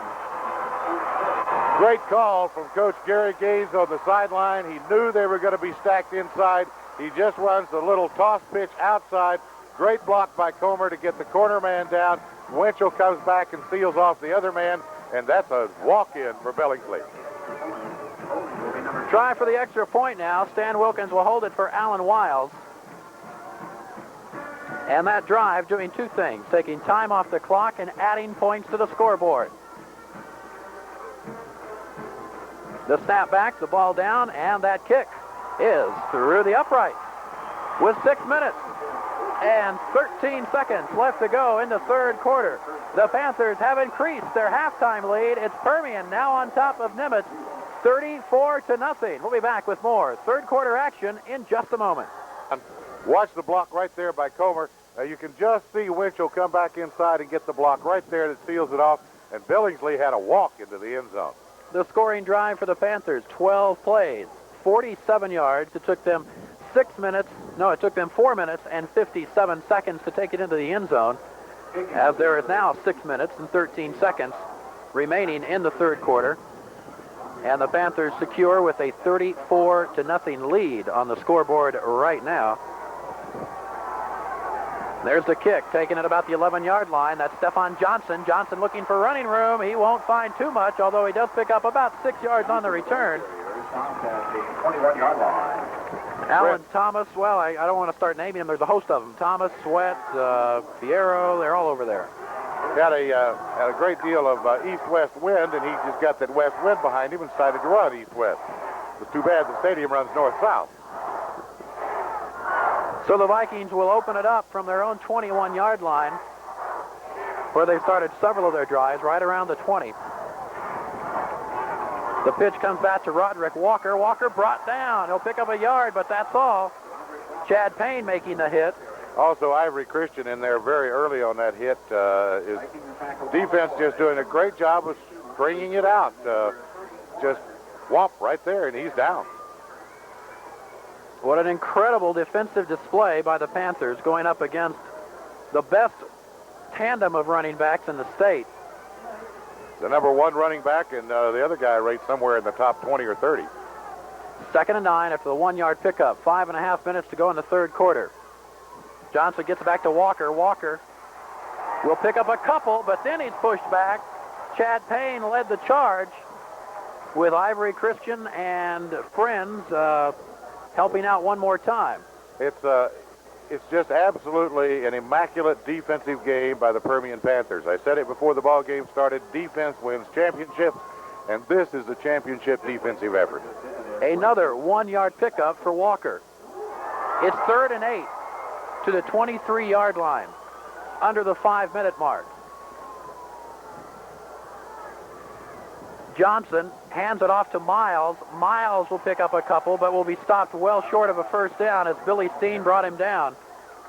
Brian Johnson also in there in the area, along with Greg Sweat and a couple of others. This is a tremendous defensive effort. And they're playing What is amazing about this defensive effort is there's no stunting going on, very little blitzing going on. They're playing a straight base defense. Just line up, everybody play your position, and play base defense, and they're doing a tremendous job with it. 4th and 4. As Irving drops back in punt formation, you see Lloyd Hill waiting at midfield. Chase Danford will kick it out of there against a very stiff breeze, which is actually going across. He has the ball skipped to him. There's the kick. It'll go high. The wind will catch it. It'll bounce to the 45 and take a Viking bounce. And it'll be downed by the Vikings somewhere at about the 41-yard line. So that's where Permian will start. And again, the hand for the Permian defense. They've stopped the Vikings again. It's a outstanding defensive effort, and that's all you can say about the ball game. They have absolutely shut down the top tandem of running backs in Texas high school football, and they do it series after series after series. It's almost, I'm sure that coaching staff over in the blue is saying, what in the Sam Hill is going on out there? There's 3 minutes and 49 seconds left in the third quarter as Permian begins from their own 41-yard line. Chris Comer has the ball. Comer with some tough yards up to the 45. He'll pick up 4 very hard yards before Trent Hammond brings him down.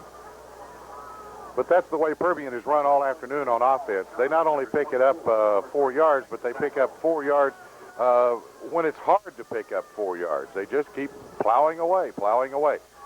One of the things that I have noticed here that I think is maybe the key to the reason the score is as one-sided as it is, the Vikings do not appear to have very good overall team speed. 2nd and 6. Winchell to throw. Has Brian Chavez open. Hits him. Chavez at the 20-yard line. Brought down. Brian Chavez. Scott Fly brought him to the turf. But there's another fired-up play by Permian. I tell you what, Brian Chavez has not caught a whole lot of passes this year. He's done a great job blocking, but he gets this one. Now watch, well, he's waiting. There he is, folks. Now watch him wrap it up. He knows he's going to get hit. He can't outrun him. That was great. But he just did a great job of holding on to the football and getting as much as he could get. On that replay, you saw Chavez catch the ball, and then Lloyd Hill put his hands in the air celebrating already. And as you said, Brian has not caught a lot, but one of the captains and his teammates enjoyed that as much as he did. As Billingsley takes it inside the 15-yard line. It's everybody getting the act today as far as Permian is concerned. There it is again, the fake to Comer, and then Billingsley going outside with the ball. Billingsley again was a question mark coming in here today with his injury, but he has performed well. I think he's answered all the questions. 2nd and 6. After the 4-yard pickup, the ball is down to the 12-yard line.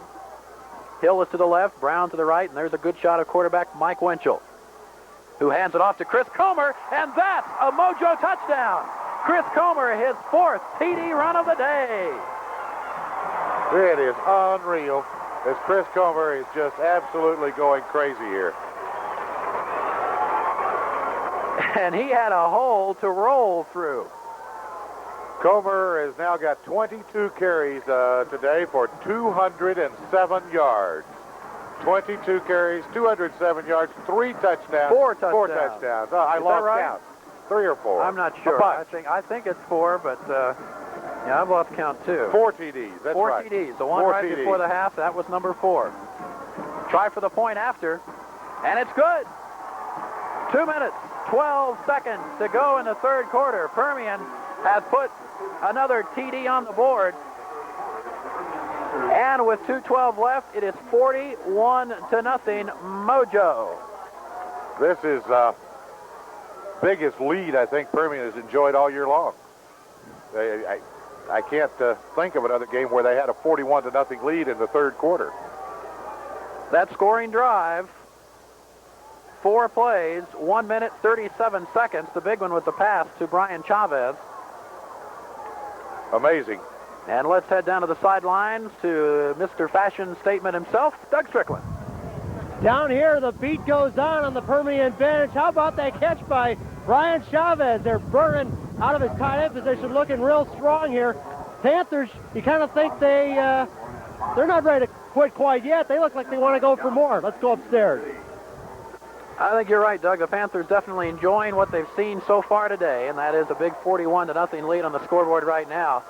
Spurred on by that big first quarter, Don, that you almost forget about now, but as the way the Permian came out and totally took Nimitz out of the game early. There's the kick from Felipe Davila. It'll be taken by Roderick Walker. Walker will take it to the 20. Walker dives ahead of the 24-yard line.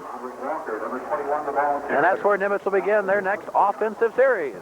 I tell you what, you got a little bit of a chance that time to watch how quick Roderick Walker really is. He's got some quick feet on him, and the young man can move.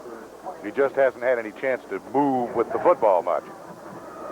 There's 2:05 left to go in the third quarter.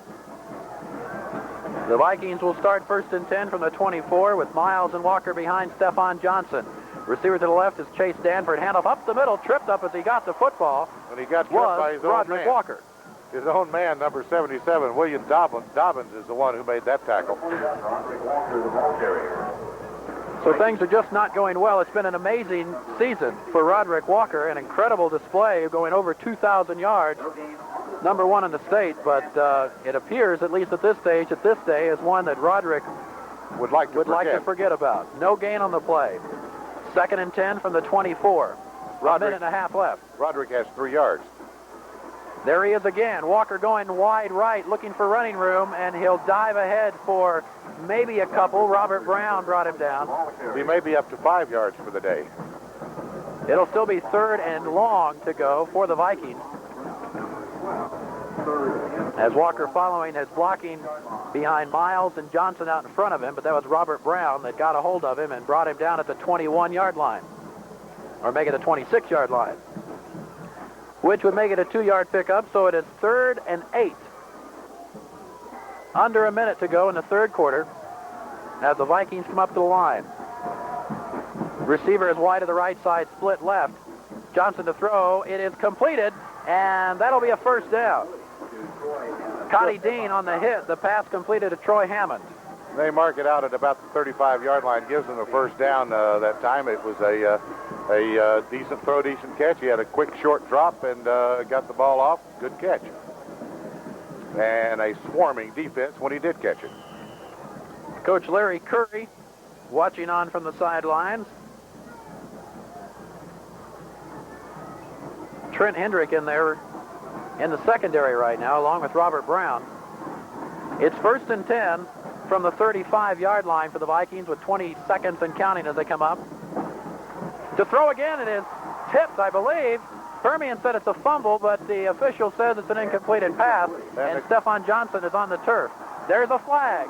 Finally, they threw a flag. And the Vikings are saying it's against Permian, though. At least they were clapping. See what the indication is. Dead ball foul. Unsportsmanlike conduct against Permian. Unsportsmanlike conduct. Well, okay. And that was a fumble. Hey. He dropped the football. He dropped the football. Now, here's where they call the unsportsmanlike conduct. After he's tackled and drugged down, he got up, and somebody said something. But it was a fumble. There's no doubt about it. The ball just slipped out of his hand when he started to throw. It was a fumble. So that'll move the ball to midfield where the Vikings will have it 1st and 10. Biggest gain of the day. Up the middle to Byron Miles. Quick pickup of maybe 5 yards for the 225-pound senior running back. And that'll be the last play of the third quarter as time has expired here at Ratliff Stadium, with the Permian Panthers adding 2 more touchdowns in that third quarter for a big lead. After 3 complete, it is 41 10-minute stanza from Ratliff Stadium. Kurt Kaiser along with Don Scott, where Nimitz will begin at 2nd and 6 from the Permian 46-yard line. And the Panthers a big 41-0 lead on the scoreboard. I'm not sure. After that incident out there where they called an unsportsmanlike conduct, Felipe Davila came to the sideline. I'm not sure whether they threw him out of the game or Coach took him out of the game until he could cool off a little bit. If he threw him out of the game, then that's the worst call that they have made all day. And this official crew, to put it very bluntly, have done a very pathetic job of calling a football game. Say what you mean, Don. Don't beat around the bush. They're terrible. 2nd and 6. There's the play to Miles. Byron Miles will pick up a couple. You know, I've officiated myself, and these guys have just done a terrible job today. They're I don't know what they're watching, but they're not. You know, they should have charged them admission. 3rd and 2 as the ball is down to the 42-yard line. Vikings need to take it inside the 40, just inside the 40 for a first down. 11 and a half minutes to go in the game, and that's how long it is before Permian can celebrate a regional championship. And the ball handed off to Miles, and the Panther defense was there. Mr. 67, Mr. Steve Womack. Oh, Lordy. And 60 Jones was in there as the other man. Watch this. Oh, it's Jones that hits. No, I believe that's 67. 87. 87. 87, pardon me. But I don't believe that is. We have Corey Harrison as 87. I'm not sure. I don't think that is Corey. We have another 87. The unnamed Panther defender did a good job right there. 4th and 3. The Vikings will go for it under the 11-minute mark. Johnson gets it back to Walker. Walker has a first down and has running room. And Roderick Walker will take it into the end zone.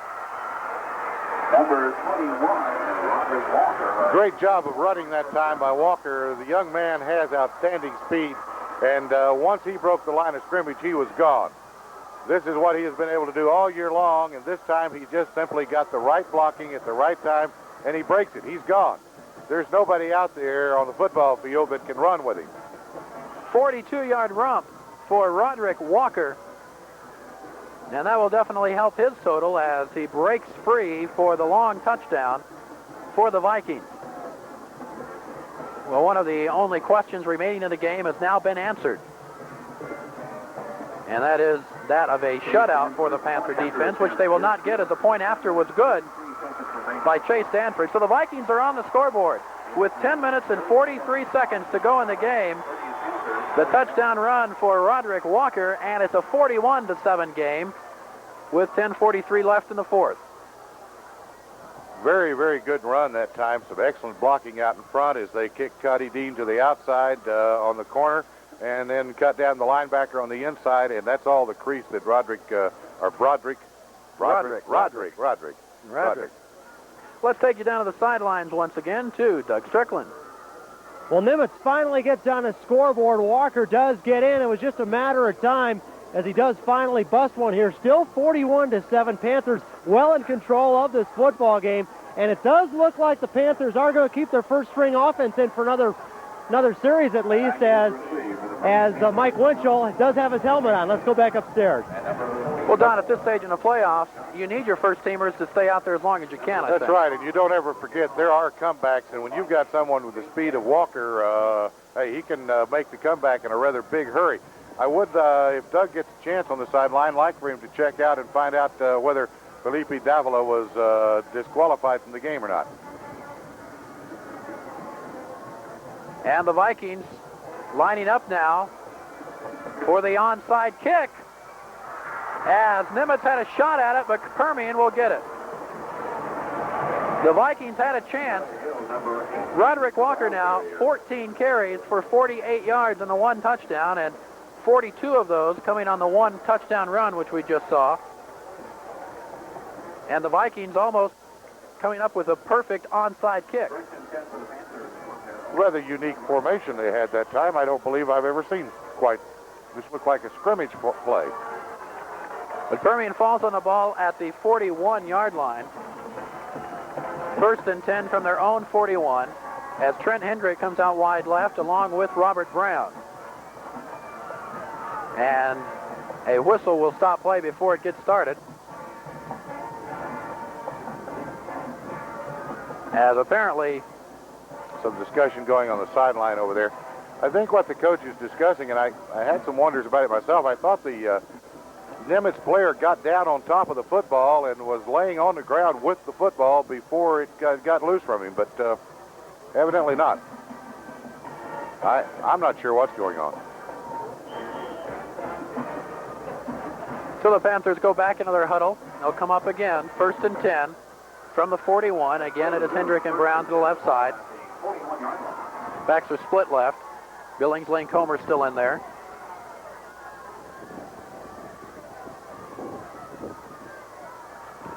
As the pitch comes to Chris Comer, Comer has a football field in front of him. He's at the 20, the 10, and that's a Mojo touchdown, but there's a flag on the play. And it's coming back. It's against Permian for a clip. Against the Panthers. Oh, and Chris Comer goes to his knees when he sees the flag. Oh. I said Billingsley was still in there, and then I saw Kevin Mannix. As I was watching Kevin Mannix, I then watched Chris Comer. Oh, the clip was called on Robert Brown, and I'm not sure. I don't know. We could back that up and watch it again and really slow it down. We might could see whether it really was a clip or not. I think the player turned his back as Brown started his block. Because when he starts his block, he's headed straight at him. Watch number 12.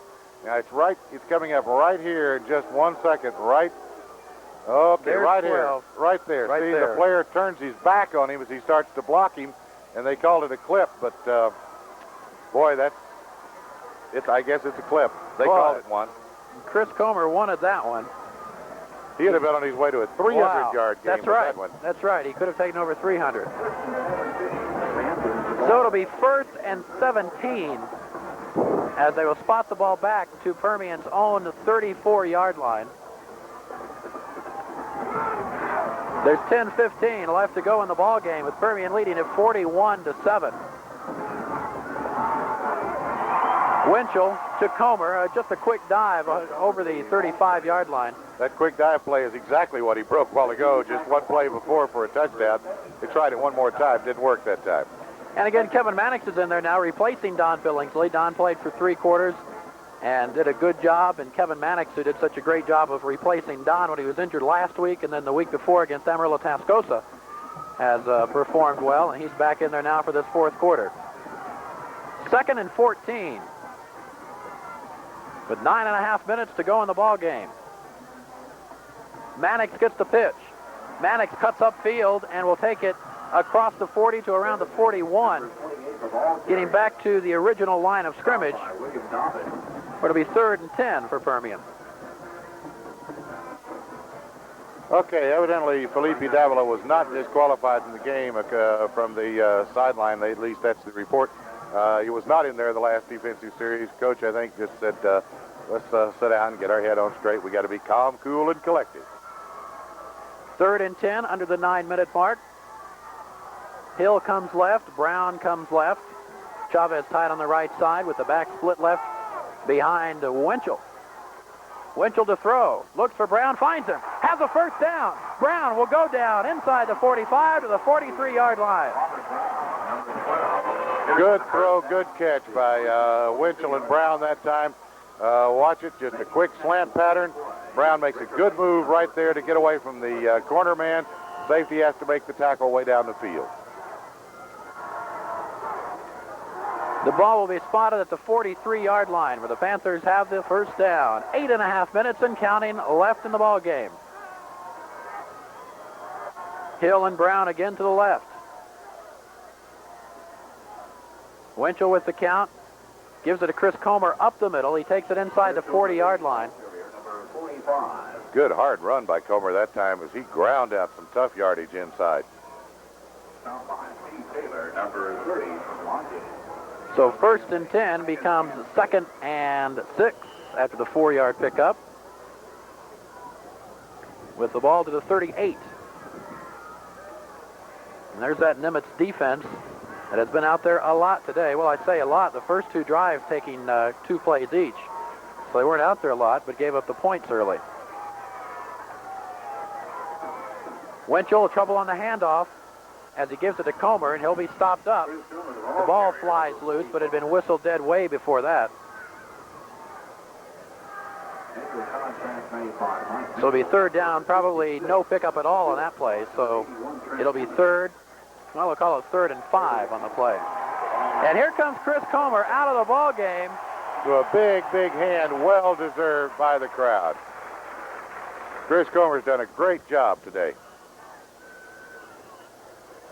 And now we have a timeout called, as I believe one of the Viking players has been injured. Just taking a little time to find that out. He that is Mike staggering Mitchell. around, got his got his bell rung a little bit out there, I think, and he's kind of staggering around. The trainer spotted it and brought him in from the sideline. Mike Mitchell, defensive tackle. Chris Comer, if that is indeed his last carry of the day, will finish with 25 carries, 214 yards, and 4 touchdowns. Not a bad afternoon's work. Not bad at all. 3rd and 5 for Permian under the 7-minute mark. Joe Gibson was in to replace him at the fullback slot. Winchell with a long count. Will give it up the reverse to Robert Brown. Brown has running room. Brown is at 25 inside the 20, knocked out of bounds. Robert Brown with a nice run takes it to the 14-yard line. All right, let's watch this. There's a little bit of trickery. This came out of the bottom end of the playbook. You've got Chavez out in front who makes the key block right there to break him loose. Then it's all Robert Brown from there on as he simply high steps out of one tackle, shoulders another man, and finally they push him out of bounds. The first teamers are coming off the field, and that's why you hear the crowd giving another big round of applause and a great ovation to the offensive unit. 1st and 10 Permian from the 14-yard line. Stoney Case is in there at quarterback. Gibson and Mannix in his backfield. Up the middle to Gibson. Gibson, a tough yard, if that, as he was stopped about as soon as he got the ball. And let's see if we can pick up the team that is in there for Permian right now. Well, there's Trent Hendricks is in there at wide receiver. Crump is in there at one guard. David Connor at center. Golder, I believe it is, 72. Todd Crump, you mentioned, okay. It's hard to pick them all up. Adrian Villa going wide to the right. Trent Hendrick is wide to the left. Long count by Case on 2nd and 9. Handoff to Gibson. Gibson, tough running, as he'll pick up a couple. Kept his feet moving, moved the ball on down to about the 11, 12-yard line. Brings up a 3rd down. And there's a good shot of Joe Gibson from our sideline camera. Another great job by our 2 cameramen. Larry Shackelford up here in the press box. Todd Taylor down on the sidelines. And Stu Biles down with Todd Taylor on the grip. 3rd and 7.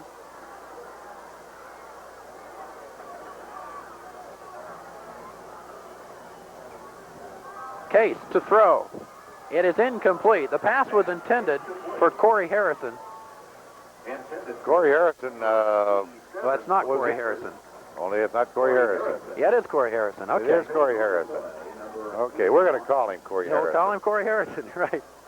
Also, Ree Lucas is in there as well for Permian. This is one of our spotter.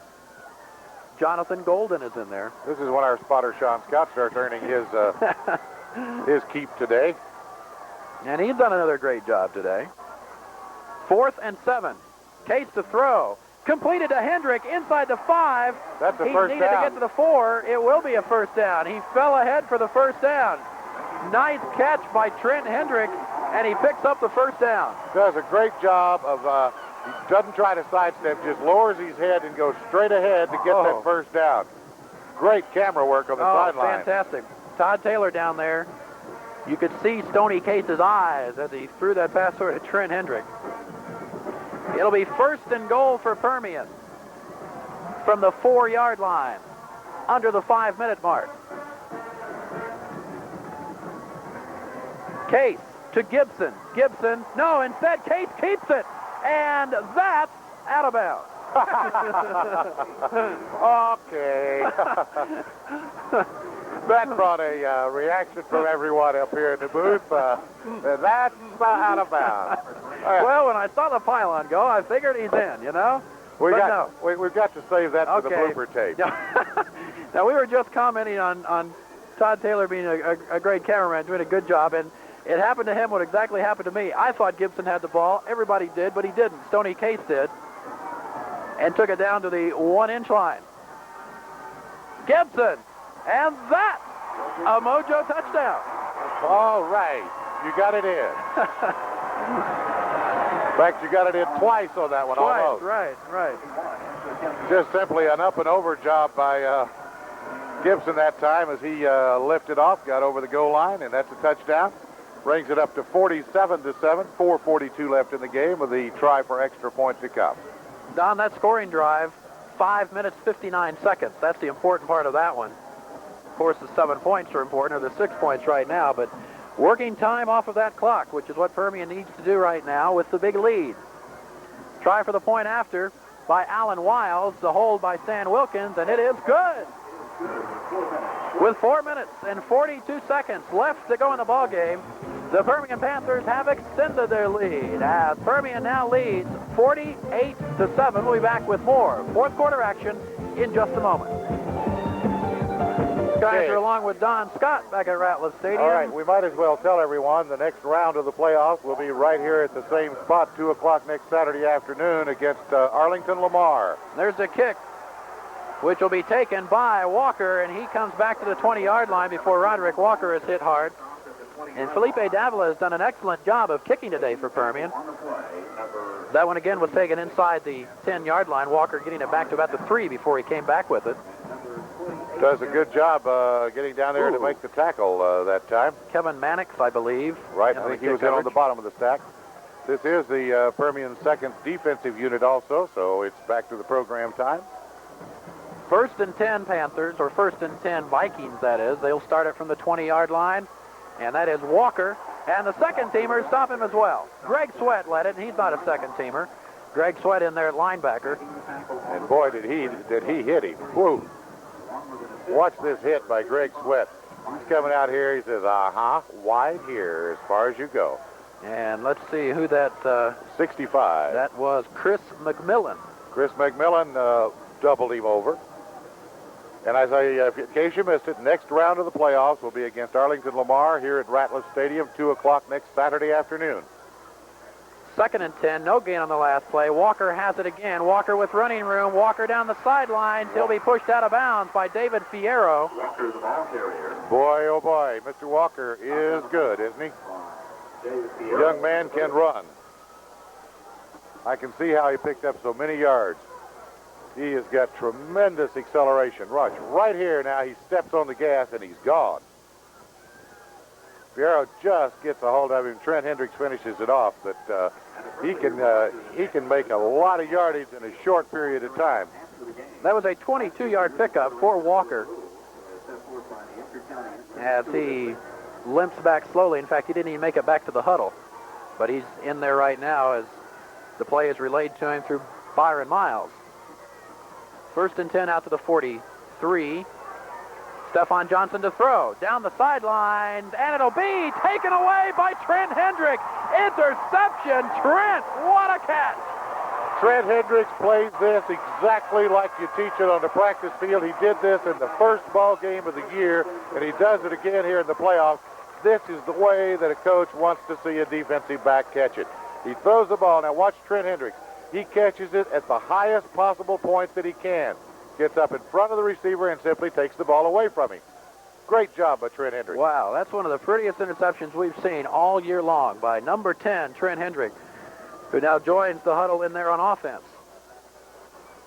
3:42 left. And now we start to see a line of cars leaving Ratliff Stadium with the game well in control by the Panthers. 1st and 10 from the 29, up the middle, and that is Joe Gibson. And he steps around, sidesteps, and goes forward, picks up about, give him 6 yards on the carry.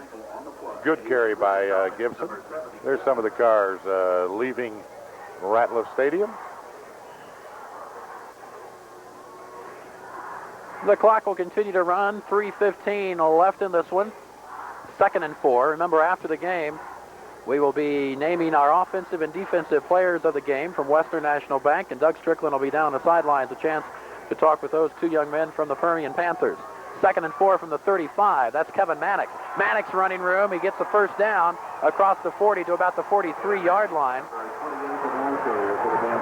Some hard hitting on Mannix that time. A couple of hits after he's pretty well down on the ground. A little frustration perhaps going on. Ooh. And I'm sure that for Irving Nimitz, this is a bitter pill to swallow, because they have a better than average football team, or they wouldn't be this far, especially with the kind of games they've put together and the people they've beaten during the year. They are an outstanding football team. The thing that killed them today was the lack of overall team speed. 2.5 minutes to go as the handoff comes to Gibson again. In there at quarterback is Blake Tucker for the Panthers, as Gibson picked up about 4 yards on the play. My criticism a little earlier of the officials is not one-sided criticism at all. My feeling is they've just let this game get a little bit out of hand on both sides of the football. They're just haven't called it quite as tight as I would like to see them do it. There you see those flags, which have been getting a workout today in this breeze at Ratliff Stadium, and the clock under the 2-minute mark. 2nd and 6 from the 48. Mannix into Viking territory near a first down. He'll be just about a yard shy, I believe. We'll have to see where they mark the ball. And it seems like every time Mannix is going down now, there's a little bit of activity on him, but he's kept his cool well. You know, the officials, that's up to the officials to control a ball game, and, you know, there haven't been a lot of penalties to slow it down today. True. To the plus side, 1:36 left. It'll be 3rd and 1. Well, they're going to have a measurement before we say 3rd and 1. They made it. No, well, they did. Maybe. Yes. No. No. No, they did not. Just a little shy. A little shy. What is that called again? Scotia. A Scotia? Scotia. What was the other one? There was another one there. Millage. Yeah, it's a millage. Millage. That was Millage. I thought everybody knew millage. Bowie. The general public will be sold Thursday, 8 to 5. Yes, they're announcing over the PA system ticket sales will be starting Tuesday, I believe they stated. Tuesday for season ticket holders. Thursday to the general public. It'll be Arlington Lamar, who defeated Paladura today. 3rd and less than a yard to go for Permian. Joe Gibson will have the first down for Permian. And here's another group of new Panthers coming on. Oh, this is a brand new group. And we're going to have fun with this because there's an extra there's an extra 72 in there and 72 coming off the field. And I'm not sure which one is 72. Bear with us. We'll try to get as many as we can. Clint Stewart, Brian Rogers, Blair Kemp, Larry Serrano, Michael Aguirre. Oh, I think that, well, we'll see. Okay. There's the handoff to... Yes, sir? Brian Rogers. That was Brian Rogers very good. PA, you're listening to the PA. No. Tommy Thompson in there. Josh Sumner. Joby Teagarden, that was in there, is coming out. And this is what you call a broadcaster's nightmare. No, it's not really a nightmare. It's good to see these guys get in there. Dirk Oaks in there as well. A chance to say that they played in the regional playoff win for the Panthers. The semifinals of the regionals. Well, semifinals of the regionals. Okay. They got the playoff game, right? Yeah. Tim Jenkins is in there. There's 5 seconds and counting. The scoreboard clock will tell it. And the Permian Panthers will advance to the final round of 8 as they have destroyed the Vikings from Irving Nimitz. 48-7 was the final in what I think you would have to call a decisive victory by Permian. Probably the most one-sided playoff game I've ever seen play, or at least the score was. And it was all due, I think, while, the Permian offense did a great job putting points on the board, but the defense was the key to the game. They just simply shut down Irving Nimitz. It was a total shutdown. And it's probably as one-sided a score as I've ever seen in a playoff game to reach this level of the playoffs in the round of 16. And there you see the Permian players on the field there in the traditional ending. as they shake hands with the Vikings from Irving, Nimitz. We've got a couple of little items here that we need to take care of. First of all, I must read this one more time now. I'm going to try for a 10. Okay? The rights of this game are owned by the University Interscholastic League and by Diamond Shamrock Oil Company, by Odessa Permian High School, and by Irving Nimitz High School. Any reproduction, rebroadcast, or other use of this game without the expressed written permission of these schools and organizations is strictly prohibited. And as we wrap it up from Ratliff Stadium, we invite you to stay tuned for our post-game show next. But first, a reminder that this high school football playoff game, this regional semifinal, has been brought to you by Women's and Children's Hospital, Elmore.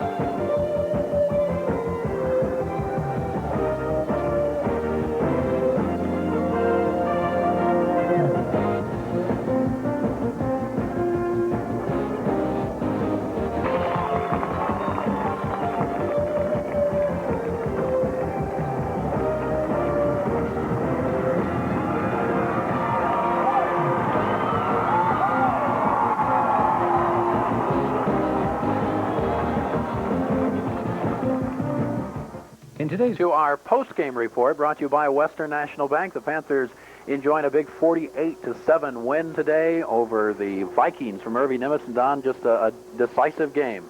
And it was a decisive game because of the Permian defense. Permian defense did an outstanding job.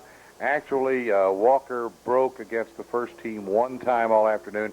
He had another 22-yard run against the second unit from the Permian defense. But the name of the game for Permian offense, well, it was number 45. Number and I 45. think Doug Strickland's got him down on the field. Let's go down to the field and Doug. All right, down here on the field, we have our Western National Bank offensive player in the game, and our award today goes to Permian's Chris Comer, who had a very fine football game. First off, Chris, congratulations. Were you really surprised it was so easy, those first two TDs? Well, not really. I had a bunch of good blocking, so it didn't come easy, but my blocking was there, so I ran it in. Now, that blocking is just so important down there. You really did get some good blocks. Yes, I did. It's mostly that's how I get to, make my touchdowns. I got good blocking. Nothing come easy. Really, all in all, was this really what you wanted to do? Take Nimitz out of the game right off the bat? Yes, we did. If we come out playing them hard, they weren't going to stop us. So now, coming up next, it looks like it's going to be Lamar. You're going to play next. What do you think? Well, I don't really know too much about them, but I'm pretty sure they're good. They're in the playoffs this far. They beat Palo Duro. So really, all in all, the wind out here today, really, I'm sure it had quite a bit to do with it today, too, didn't it? You guys wanted the win. Yeah, it was a great factor in this game. We try to get the win to our advantage the whole time, and most of the time we did, and that's how we got to make a touchdown with the win to our back. All right, Chris, you had a fine ball game today. Congratulations, and best of luck to you next week. Thank you. All right, Chris Comer, our Western National Bank offensive player of the game, and we'll have more after this from National Bank defensive player in the game. And defense, no doubt about it, played a big role in this football game. And here is our defensive player, Steve Womack. Steve, you're really surprised how easy it came for you guys today. We just went all out. We practiced hard this week, and we made it happen. We knew they had 2 good backs in the backfield, number one state, rusher. And we had to shut them down because they got outside. It's gone. And you can see that happened, a few times when some other people were in there, and we can't let that happen. They're a good team. Now, I remember, and I noticed down on the sidelines when I was down here, it was 20-0 at the end of the first quarter. You're running around saying it's a 0-0 ball game. You weren't content, were you? You got to do that, or you got to go out every down. You can't let up. You let up, that team right there usually comes back in the second half, and they got the ability to. We just shut them down. Defensively, any weak spots of theirs that you really tried to key on going into this ball game? No, sir, not really. We're all up. I had a good practice, like I said, this week. We just had to get after it, and that's about it. Well, it looks like we got another game next Saturday here at Ratliff Stadium. Got to feel good to play in front of the home folks.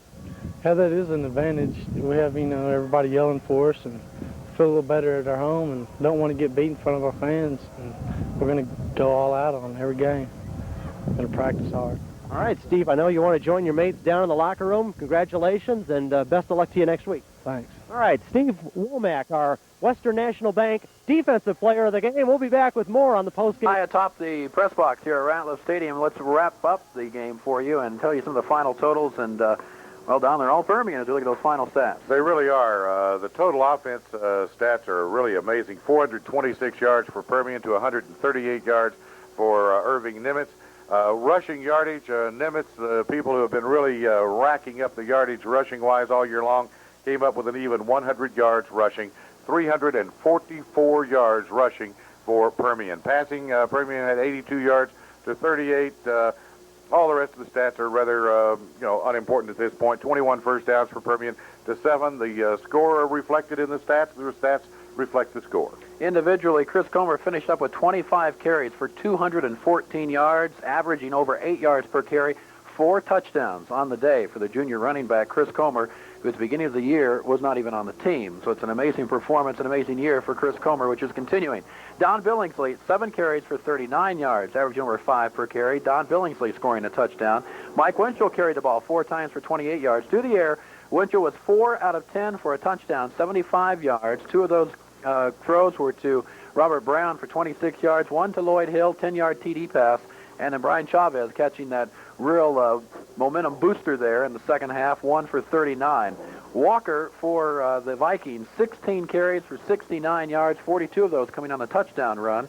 Miles, 15 carries for 38. Johnson rushing was 2 for 5. Passing, Johnson was 3 out of 8, 38 yards, 1 interception. All of those final statistics showing you how dominant this win was by the Permian Panthers. And once again, a reminder for everyone, the next round of playoff action will be at 2 o'clock next Saturday afternoon here at Ratliff Stadium against Arlington Lamar. Lamar trouncing Amarillo Paladura today. Paladura, the team that took Midland Lee out of the playoffs in the first round. So Arlington Lamar should have a good ball club, should be a great ball game. We gave you all those statistics. A special thanks to Tommy Holcomb and Craig Freeman for compiling those statistics for us, doing an outstanding job. Good to have them back on our Channel 7 team this week, and good to have the Permian Panthers continuing this fine season. Okay, that's about it. That'll wrap it up. A special thanks to our entire crew and to you as well for watching Permian football for one more time in 1988. For Don Scott, I'm Kurt Kaiser. Good afternoon from Ratliff Stadium.